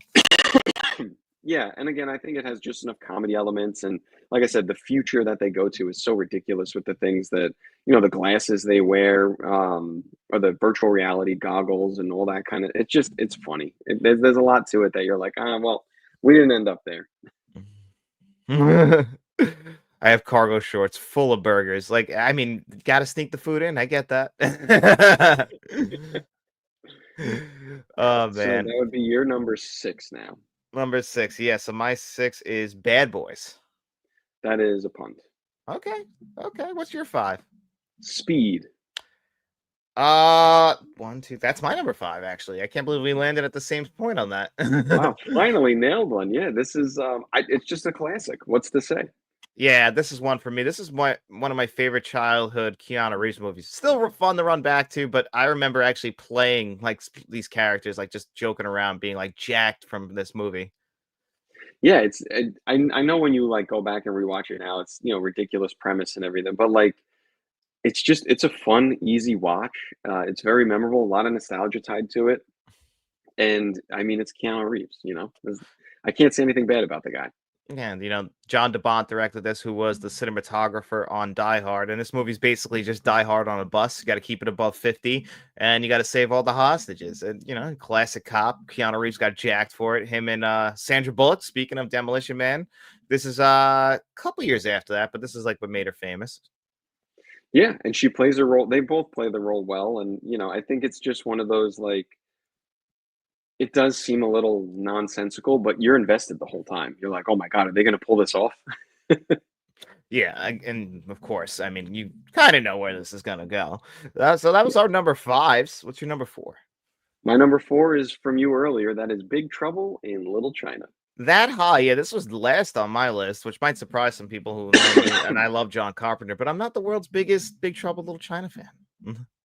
Yeah, I'm a little surprised, just because, of like how you are with movies and the people you like and everything. I really think I was shocked. To be fair, it is John Carpenter, and it is my personal favorite actor in the entire history of the world, Kurt Russell. That is true, and he plays this character great. I mean, he's basically like the lovable fool in this one. He like keeps accidentally getting knocked out right before like the big fights happen. Like he's definitely the guy who gets labeled to saves the day, but it's really not him. Yeah, and I think I can look the other way on a lot of different things and a lot of like the silliness of it because of who's involved in it. But I do just think it's enjoyable when you watch it. It's not like you sit there and go, "Oof, God, this is a horrible movie." No. You can have a good time. Yeah, like these are all 12 films that I like. So that's what makes this list tough. It's just out of the 12, this would be number 12. And that's the thing. I'd only rank these ones. And yeah, you do need Yeah. plenty of food if you're going to a double feature that day. Weapons and Nobody 2. Haven't seen Nobody 2 yet, but Weapons is one of my favorite movies of the year. So I'm with you on that one. But so that was your four, right? Yes, sir. My four is a punt from you from earlier, which is Con Air. All right. Yeah, much higher for you. I had that 8. So Yeah, I love Con Air. Con Air was actually when I was growing up. I remember like I had friends who liked movies, and I would say like Con Air was in my top 10 all time. Obviously, I've moved past that, but there was a time where I really loved this movie. It's just cheesy as hell, but I really love it. Like I really enjoy it. I mean, Nicolas Cage is doing a terrible accent throughout the whole thing, but that's what kind of makes it fun. I think that's the thing with a lot of these 90s action films is like they kind of are over the top and ridiculous, but it was like peak um like goofy cheeseball action like these 90s action movies. And it was okay because it was almost like it's of the time, so it's not that corny because that's what everyone was doing. So him acting the way he acted with his accent and everything just kind of fit the bill. Yeah, it just works for what the entire movie is. I mean, even the cheesy song that I love, "How do I live without you? I need to know." Ah, great. Leanne Rhymes or Trisha Yearwood, just great song. And landing the plane on the strip in Vegas, like you just can't go out bigger than that. Yeah, no, that's for sure. You got to be careful singing that, dude. You sound just like him. We're gonna get demonetized for copyright. I'm sorry, Leanne. Don't come for me. I'm not trying to take your job, even though I know I sing great. No, but I think it's a good call to be up this high, and I know a lot of people love it. And like we keep saying, there's really not a bad movie on this list. It's just these top ones are going to come down to, like you said, personal preference. Exactly. So what's your number three? Slight punt from you before, and that's Bad Boys. Oh, okay. Yeah, that is I had that at 6. And Bad Boys is great. I'm glad you have it this high. Yeah, I just love. I mean, listen, I don't necessarily love everything that's happened since. I love Bad Boys and Bad Boys 2. You don't like the Those are two the two that I sequels? love. They're fine. I guess I'm just not. I'm nostalgic for the first two, so like I don't hate the sequels, the newer ones, but they're. I think what they did was just let's rehash the first two and let's do all the same jokes we've been doing, and to make that many movies out of it, I think you eventually do run out of steam. But the first one, I think, really established everything really well, like we talked about before, so that the sequel could really hit the ground running. But I do give the first one a lot of credit. There's a lot of great action scenes, a lot of really funny comedy in it when there's, because they have to switch identities. And I think it's a really, really enjoyable movie. It's funny because I actually, even though you have it higher, I think that the original Bad Boys is the best of all four films. I love the original one. It's not as funny as Bad Boys 2. Bad Boys 2 definitely turns up the comedy, but I think Bad Boys is a better looking film. I think they Mm. caught Miami just looks better, like a lot of sunset, a lot of Michael Bay stuff in that movie, like the famous shot of obviously Will Smith with his shirt off and like the spin around shot and the American flag. Like it's just classic stuff. And even like the score is like dun dun dun dun dun. Like I just love that score so much. Even though that sound like Terminator, I was trying to get the Bad Boy score. Yeah, I was gonna say this isn't the Terminator we're talking about, but I agree with you. I think the first one is more. It's less comedy than Bad Boys 2, but for that reason, I do like it a lot, because it's a little bit more character development. I think it's the perfect balance of sprinkling the action and the seriousness of like the things that they're doing as police officers versus the comedy, where the second one dove headfirst into comedy. So that's yeah, like I said, it's got to be in the top three for sure for me. Oh yeah, when he's talking to the dead body, he's like, "Let's see if we can get something out of him." Oh, that's right, we can't because he's dead, Mike. Oh man, dude, so many good lines in it. They're dynamic. I think that was perfectly cast for the both of them because they fed off each other so well. Oh yeah, Martin Lawrence and Will Smith were perfectly, and I mean when they got cast, they were both on like two of the biggest sitcoms at the time, and the fact that like those sitcoms were long gone and they're still making the movies is crazy. Yeah, no, but it was definitely good. But what'd you have for your number three? Die Hard. That's a punt. Okay, what's your number two? My number two is Heat. That's also my number two. Oh my goodness! All right, we're nailing this thing. And you So watched yeah, this recently for the first time, right? first time ever was only a few months ago for us to I think to talk about on here, or maybe you just said you got to watch it, so I did. Yeah, I mean, Heat's one of my all-time favorites, and that's why I have it this high on the list. I absolutely love Heat, and we just did a two-parter, David and I, on this movie too. Yeah, I think it's just such a good movie, and maybe it's well, I guess it's not because everyone really talks so highly of it. But I did just recently see it, so it's still fresh in my head. But all the action shots, the bank robbing, everything, all the shootouts that they get involved in, everything is just so well executed in this film. It's hard to really point out anything that you don't like in Even Al Pacino's performance, like she's got a great ass, and you got your head all the way up it. Like it's just classic Al Pacino, and then him and De Niro meeting on screen is a classic moment. It's an amazing film. I can go on and on about it. There's about 5 hours worth of podcasts if you guys want to actually see how much David and I like it. But I'm glad you like it as much too. Yeah, no, for sure. I think it's one of the best. I mean, you could say best heist films, but I just think it's just one of the best movies. Like it's got to be up there in all timers. Like every performance is great. Well, like I said, every action sequence is great. The dynamic between the characters is interesting. Everything is great. Yeah, 100%. That's why I'm glad it's on us. We need a Con Air Gone in 60 Seconds 4K, not on streaming. I mean, Gone in 50 Seconds. You know what killed that movie was The Fast and the Furious came out the next year, or even might have been the same year, but people forget that movie was great. I love that movie when it first came out. The Gone in 60 Seconds was awesome. It was definitely, I think it came out at the right time though, because like you said, Fast and the Furious, I feel like everyone, even people who weren't in the cars, you were getting into them because of, even if it was like video games, like the Midnight Club games and Need Uh, for Speed and all that stuff, like car culture was huge when that movie came out. And I remember watching it and like loving it's the Cobra that he's going at, right? Or yeah, the the Mustang, right? the Mustang, right? Yeah, dude, and Was it a it's such a Boss or nice looking. Boss Cobra? Maybe I don't know. It's a beautiful Mustang though. Yeah, that was a really, really good movie too. That's a good call. Yeah, and now we're up to our ones. Yeah, which I understand why you were upset about my number 7. Yeah, now you get it, right? Yeah, which to be fair, my number 1, I don't know what you had it at. Mine was Die Hard. I had it at 3, so I was close to this. All right, so it was respectable. There's not a lot to say. Everyone knows it. Everyone loves it. It's joked about in every other movie, TV show, sitcom. It's quotable. It's classic. It really is. Whatever your opinion is on everything that came after it is kind of irrelevant. The first one is the best. Man, Jesus Christ. David and I had the same exact top 3. That's funny.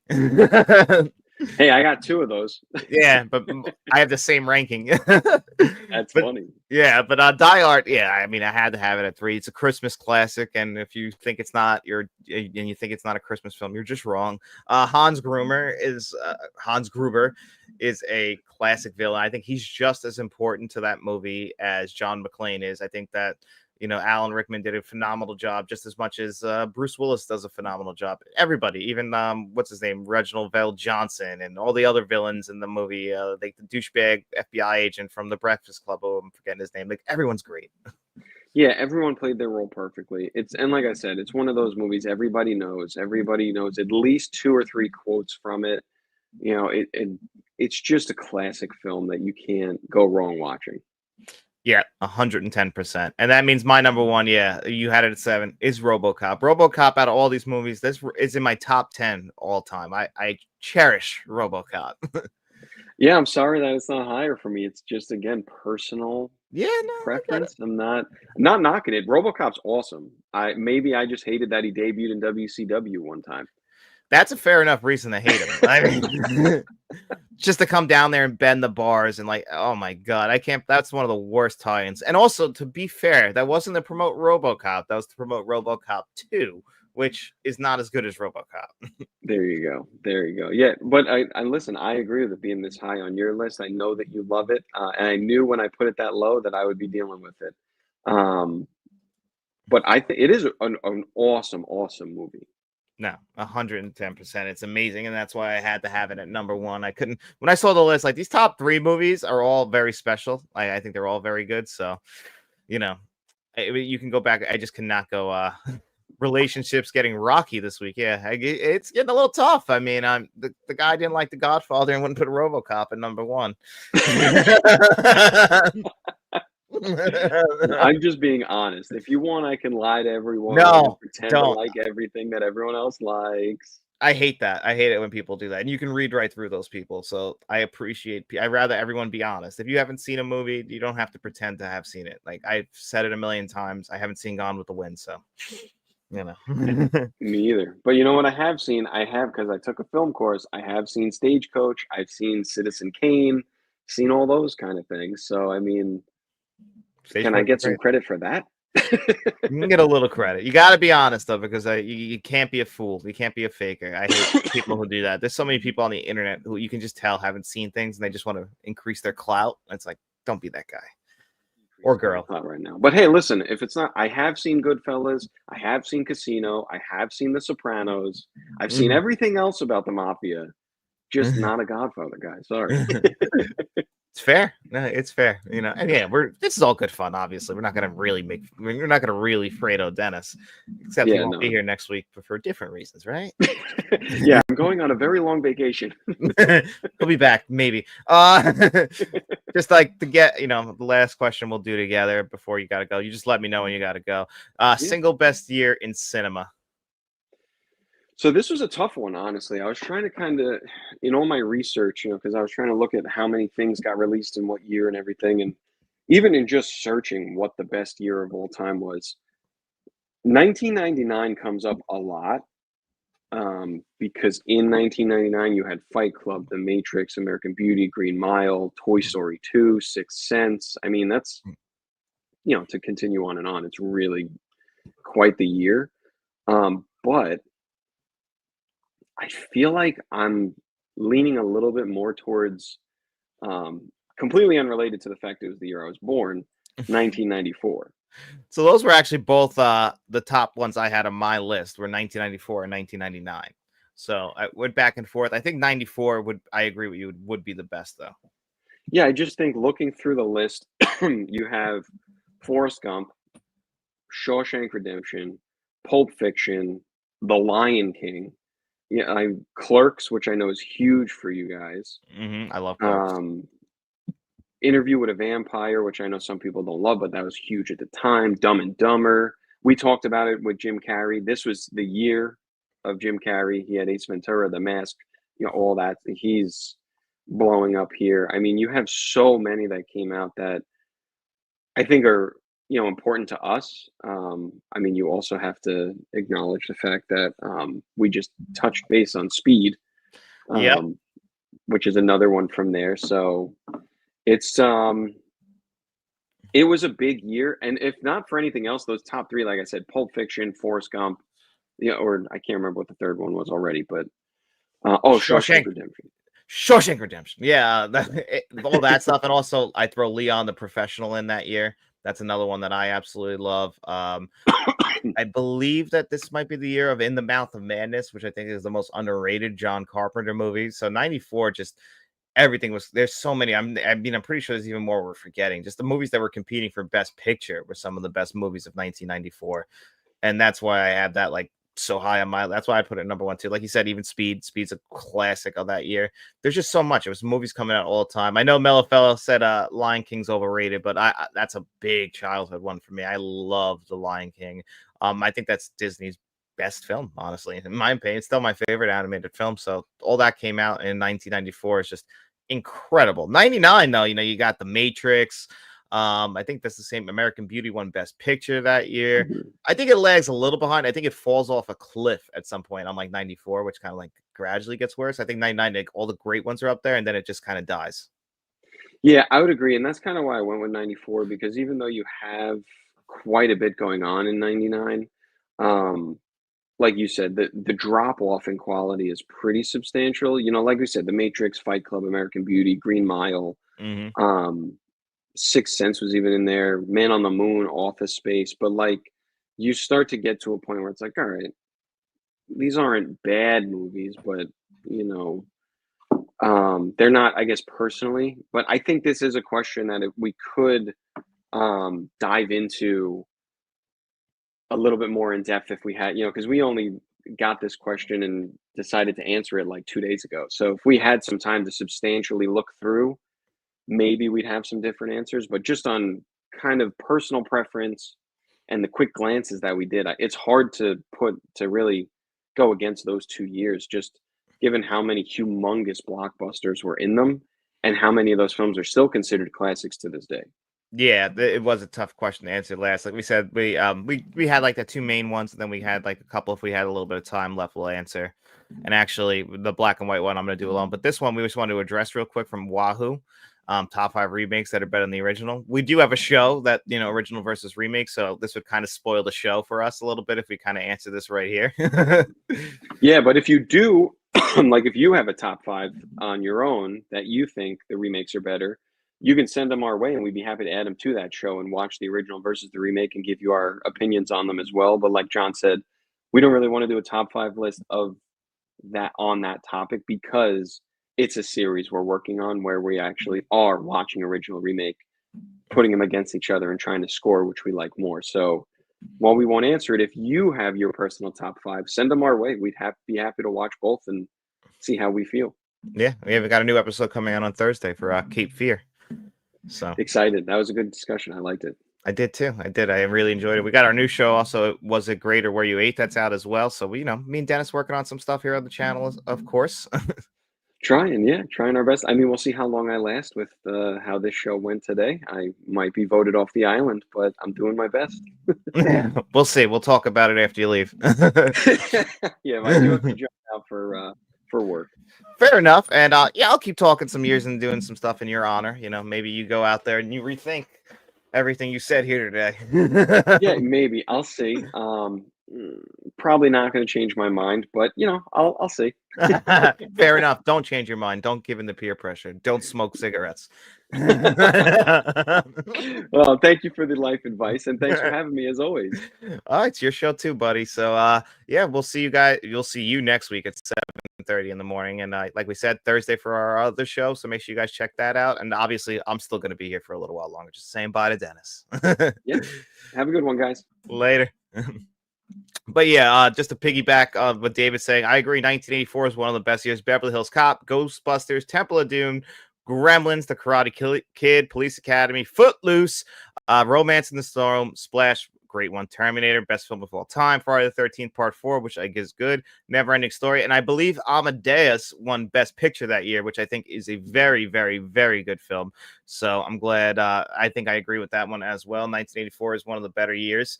Temple of Doom, I know that's your favorite when it comes to all of the all of the Indiana Jones films. 1980 is a good one too. I agree with this one. Raging Bull, The Shining.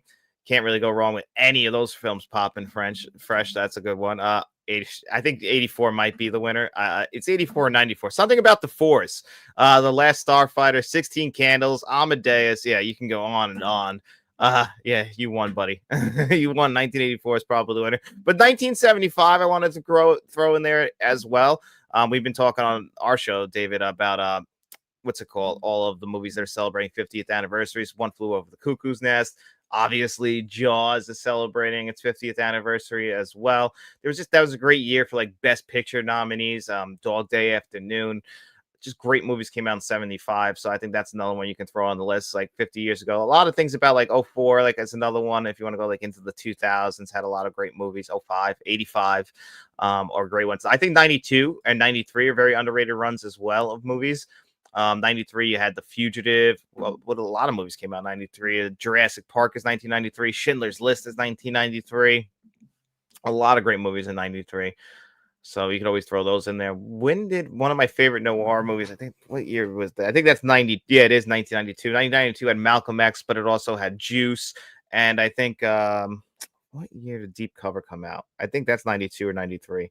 But anytime I can recommend Deep Cover, I'm going to recommend Deep Cover. Deep Cover. Wow, there's a show apparently about that. I did not know that, guys.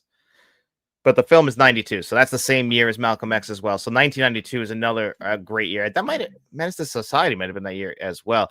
Last Starfighter is epic for sure. I love The Last Starfighter. I was going for 1975 because we have great. Yeah, The Last Starfighter is an incredibly underrated film. I have to admit that as well.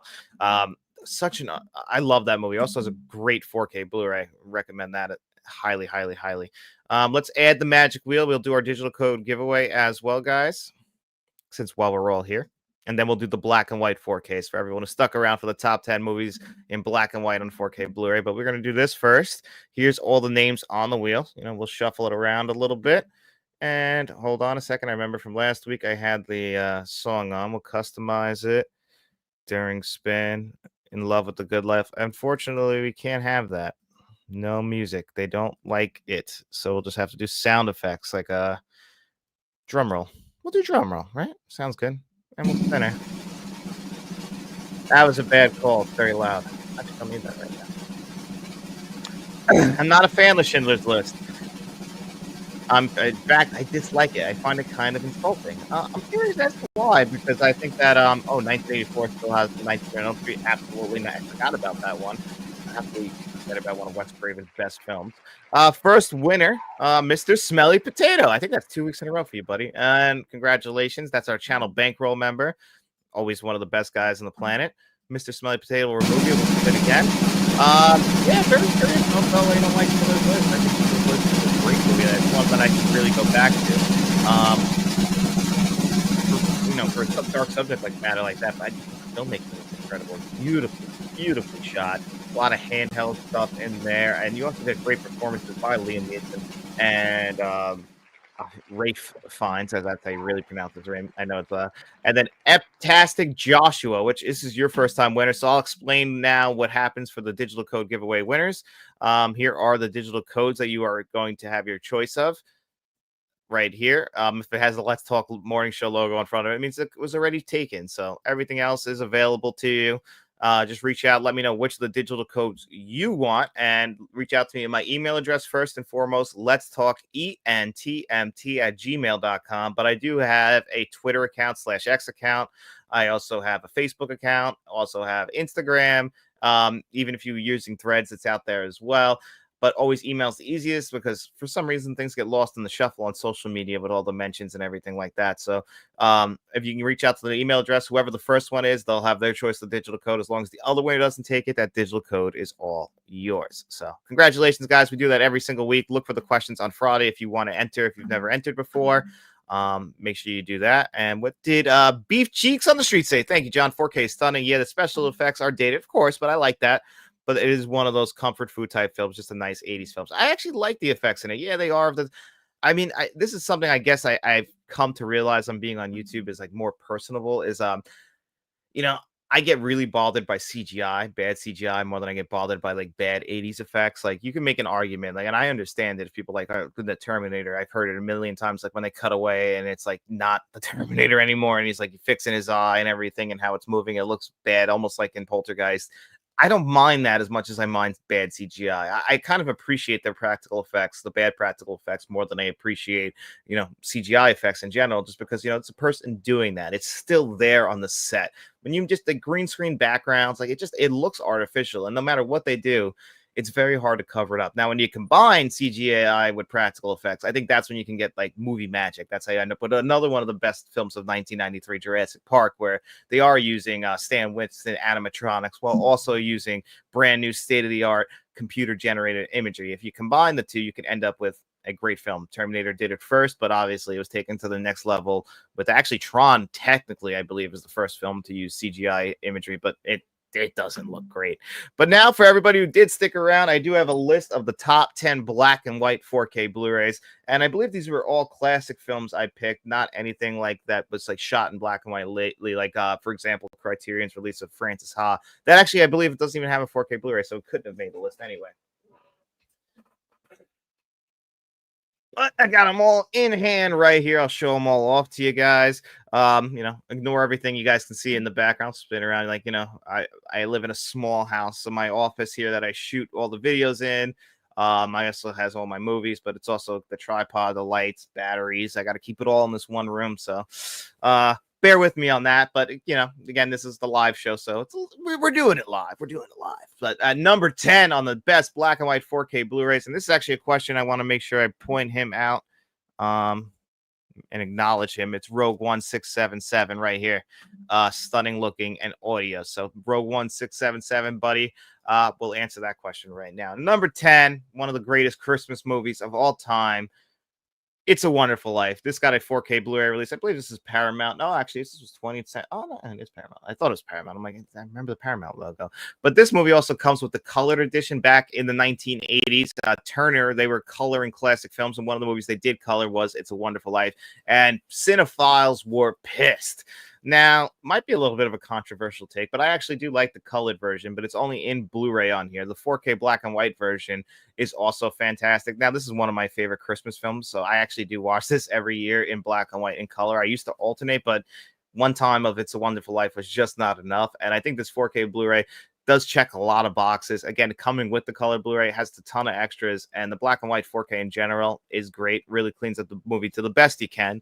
There's like a bad edit in there that there's just no way to clean up.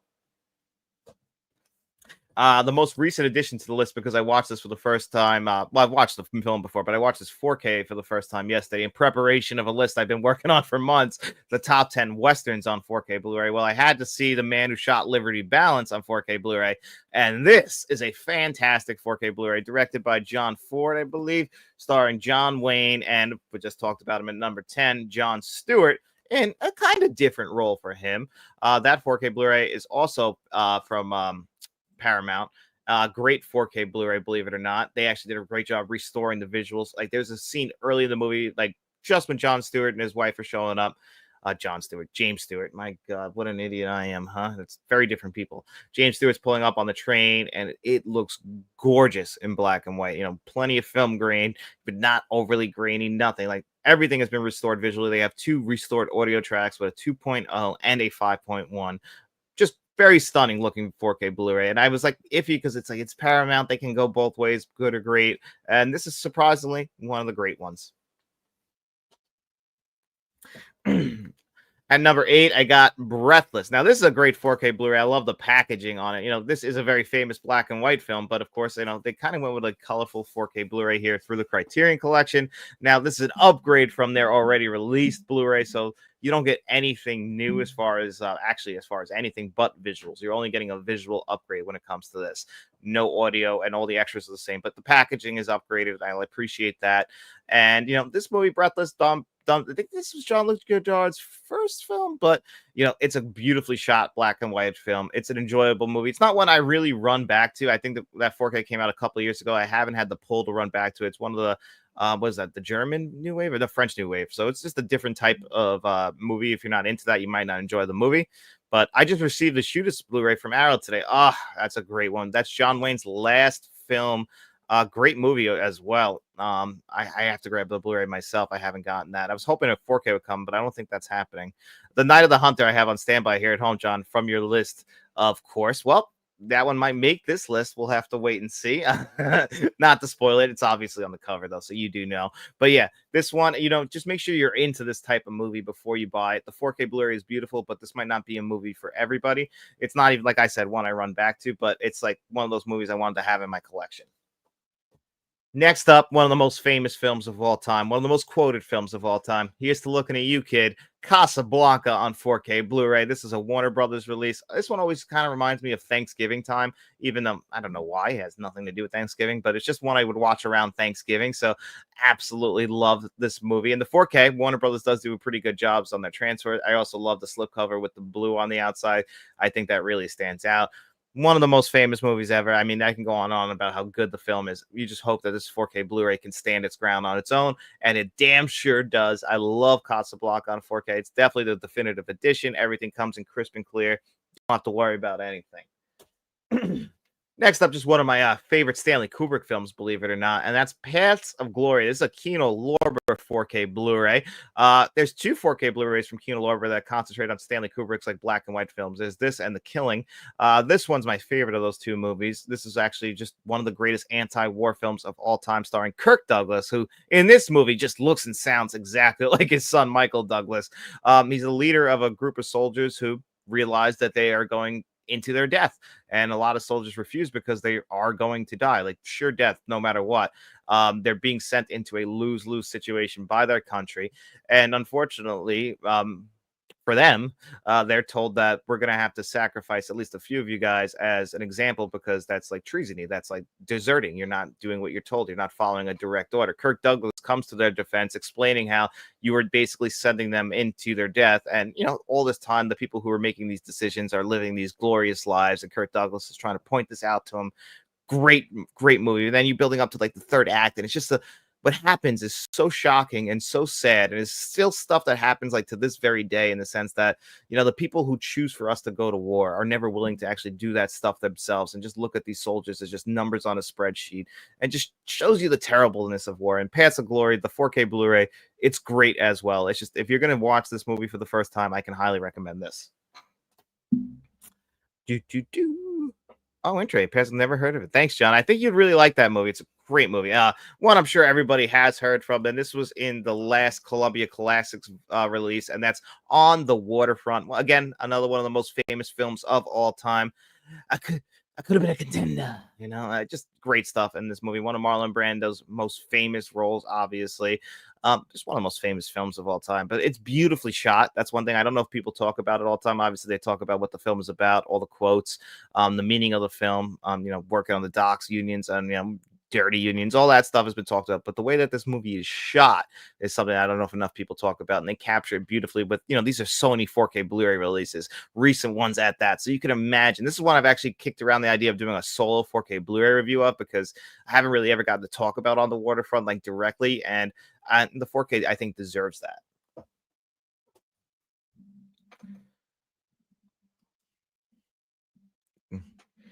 It was quite crew. That's why he got hired. Oh yeah, that's because he was friends with Surprise Doctor Strangelove hasn't been mentioned. I don't think that's one of my. I want to only pick one movie from Stanley Kubrick as far as like his black and white films. I didn't want to double up on too many directors, but that is a great 4K Blu-ray as well. I don't know if it's got an upgraded 4K, because that was in the Columbia Classics Volume 1. I have that. and I think that's only HDR10. So I can imagine them actually upgrading that with Dolby Vision sometime in the future. We'll have to see. Next up on my list, though, I got The Third Man. Look, this is a great Lionsgate limited release, so of course, it slides out like you'd imagine. One of the most, again, if you're talking cinematography, one of the most beautifully shot films ever. Like just and when it comes to black and white cinematography, obviously the sewer chase at the end of the movie, it's incredibly shot and on 4K Blu-ray. This is a movie that was out of print from the Criterion Collection on Blu-ray for quite some time. So then it got the jump to 4K. I believe Studio Canal did that transfer, I want to say. So in the UK, that's where you buy that. Here we get the Lionsgate limited release. And, just when the light turns on Harvey Lime is beautifully stunning. And the score to that one is so interesting, so unique. Great noir film, surprise ending. You don't even realize who the villain is until the end. Again, that chase scene at the end is just beautiful in 4K. I love it. I love The Third Man. Love the 4K. I do have a full 4K Blu-ray review for that. And, we just got done talking about Orson Welles.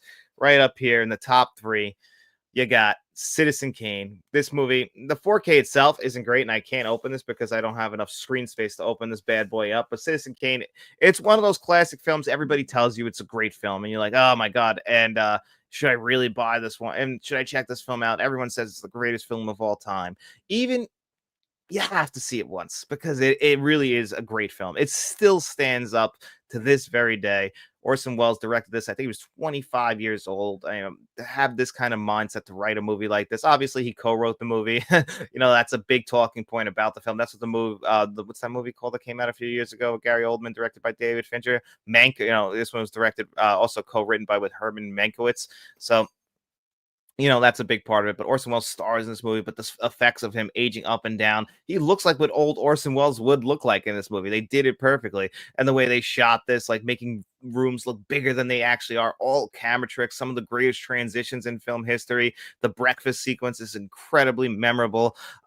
There's so much beautiful looking, like even the shot, like when you can just see outside and you can see like a young Robert Foster Kane outside playing in the snow with his sleigh, and the parents, everybody's talking on the inside, like how everything is in focus. Think about when this movie came out, for all that to still be in here. And this movie didn't win Best Picture just because politics of the time, or like today, still stand up and unfortunate, but it's still an incredible Double Indemnity. No, that does not make Double Indemnity should have made the list. Actually, that's a great 4K Blu-ray. If I could, I have it over there too. That's a good one. I just actually, that one overlooked my mind. Double Indemnity is a great 4K Blu-ray. That's a great call. I have to call that one out. Also, that's a great noir film. One of the greatest noir films of all time. Obviously, using light and shadow in a great way. It's gonna look great on 4K Blu-ray. You're hitting those deep blacks. The mirror shot. Wow, the mirror shot's also just there's so much in Citizen Kane.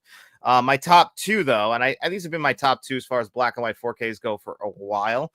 So this is probably not a surprise to anybody who's been watching the channel for any good amount of time. But Kino Lorber's release of The Night of the Hunter, and again, speaking of like Double Indemnity, a lot of this is because of how the movie is shot, what they were going for. I think they took a lot from German expressionism, a lot of tricky shots in this movie to get the shot where the horse is in the distance with Robert Mitchum on him. They used a little person, they used a little horse. That way, it looks big in the distance. So that's how they were able to do shots like that. This is just, again, one of the most incredibly beautifully shot films. You have in the water the shot of like the girl in the water, like with the seaweed around her in the car in there. Like how at the time, like how do you get those shots? Like people today just don't appreciate that because unfortunately, like with modern day CGI, like they just overexpose the lights to try and cover up for the CGI backgrounds. You could tell people aren't standing in real spaces. Like you had to do a lot of work back then. And I get it. That's probably why they don't want to do that today, is they don't want to set up all of these incredible shots, but you're really missing out on what made the art form so beautiful. And people who are into cinematography, it like hurts. I mean, it's not everybody. Like there's still some great movies out there with great cinematographers. You just have to go looking. It's just what the mainstream is getting exposed to is just it's cookie cutter stuff, and it's really disappointing, and it bothers me. Even in good movies, sometimes we'll use this. Like I liked the Naked Gun, but the cinematography was really, really unfortunate. You're not kidding, John. Might be the best black and white movie ever. Thanks again for telling me about that movie. Yeah, I'm glad anytime I can tell anyone about The Night of the Hunter, I will. The movie itself is great. Even if like you don't get the 4K Blu-ray, check out The Night of the Hunter. Like this one, like my number one, I just think is the best black and white 4K Blu-ray around, like, as far as from a technological level. It's even getting another re-release on 4K Blu-ray to I think BBC this time around, and that's Lahain. Now, this is a movie, like, I can imagine not everybody's going to love the subject matter in this movie, and it might be a tough watch for them, but just ignoring all that and just watching this for its pure beauty, for some of its shot. This one has another one of the most, famous shots that, the vertigo shot, the Jaws shot, where, the camera is moving in while zooming out, or vice versa. You get that in here, but just beautiful shots of like handguns, like the reflection off of it. This is a movie that's not a classic film. This is a movie, I think it's 1994. We talked about the greatest years in film. I'm pretty sure this is 1994. Maybe it's 95. But this is a French film dealing with French ghettos. It's a beautiful film in general, just on the subject matter. But even if you don't care about that, it's just one of those ones that really, like, the cinematography. It's just something to be admired, and that's why I have that at number one personally. But I can also understand why not everybody would like that type of movie. Okay, I need to buy that. I keep hearing you praise the film. Gonna grab it this weekend. Yeah, Pop and Fresh, I would be really interested to know what you think of that movie. So if you watch it this weekend, come back to next Tuesday's show, and if you wouldn't mind passing along what you thought of it, because I'm always curious when I recommend things to you guys if you like them or not. I appreciate you guys always let me know when you do or you don't. That's just kind of how it works. I appreciate that kind of stuff. I try and read all the comments, but that was pretty much it as far as my top 10 black and white 4K Blu-rays go. If we didn't answer your question, of course, we'll answer that on next week's show. I believe we answered them all. I think we did. I hope we did. But we'll find out. Someone will tell me after. You go, brother. We'll do. Thanks so much, Pop and Fresh. Thank you, David. Thank you, everybody. Mellow Fellow. Thank you, everybody, for being in the chat today. John Doe Juggalo. Again, make sure you guys check out his YouTube channel, Our Life in Horror. Make sure you like and subscribe to their YouTube channel. Our channel members like Frank from Frank's Media Reviews. You guys know how much of a great guy he is. Always check out his YouTube channel. He's got a morning show now. He does every single Monday at if you live on the East Coast, like this morning show, it's at 12:30 our time, so PM. It's 9:30 if you live on the West Coast, and if you're in South Australia, like our other buddy, 8-Bit Goonies, then it's probably really dark out there. So that's one thing that's also really cool. You guys all from around the world. But thank you guys all so much. I hope you guys have a great day. Also, thank you so much to our new for donating as well. Our buddy Beef Cheeks on the Street. Nice meeting you, John. Just subscribe for you. Great show. Thank you so much. Thank you so much for the donation, buddy. I really do appreciate it. Thank you guys all so much. Great fans. This live show is every Tuesday, so make sure we'll see you guys next Tuesday at the same exact time. But there's plenty of videos coming out. And Gladiator Part 2 with me and David, aka Shamrock Balls, coming out this Friday. Make sure you guys check that out. We put our heart and souls into it. But hey, love you guys. See you around.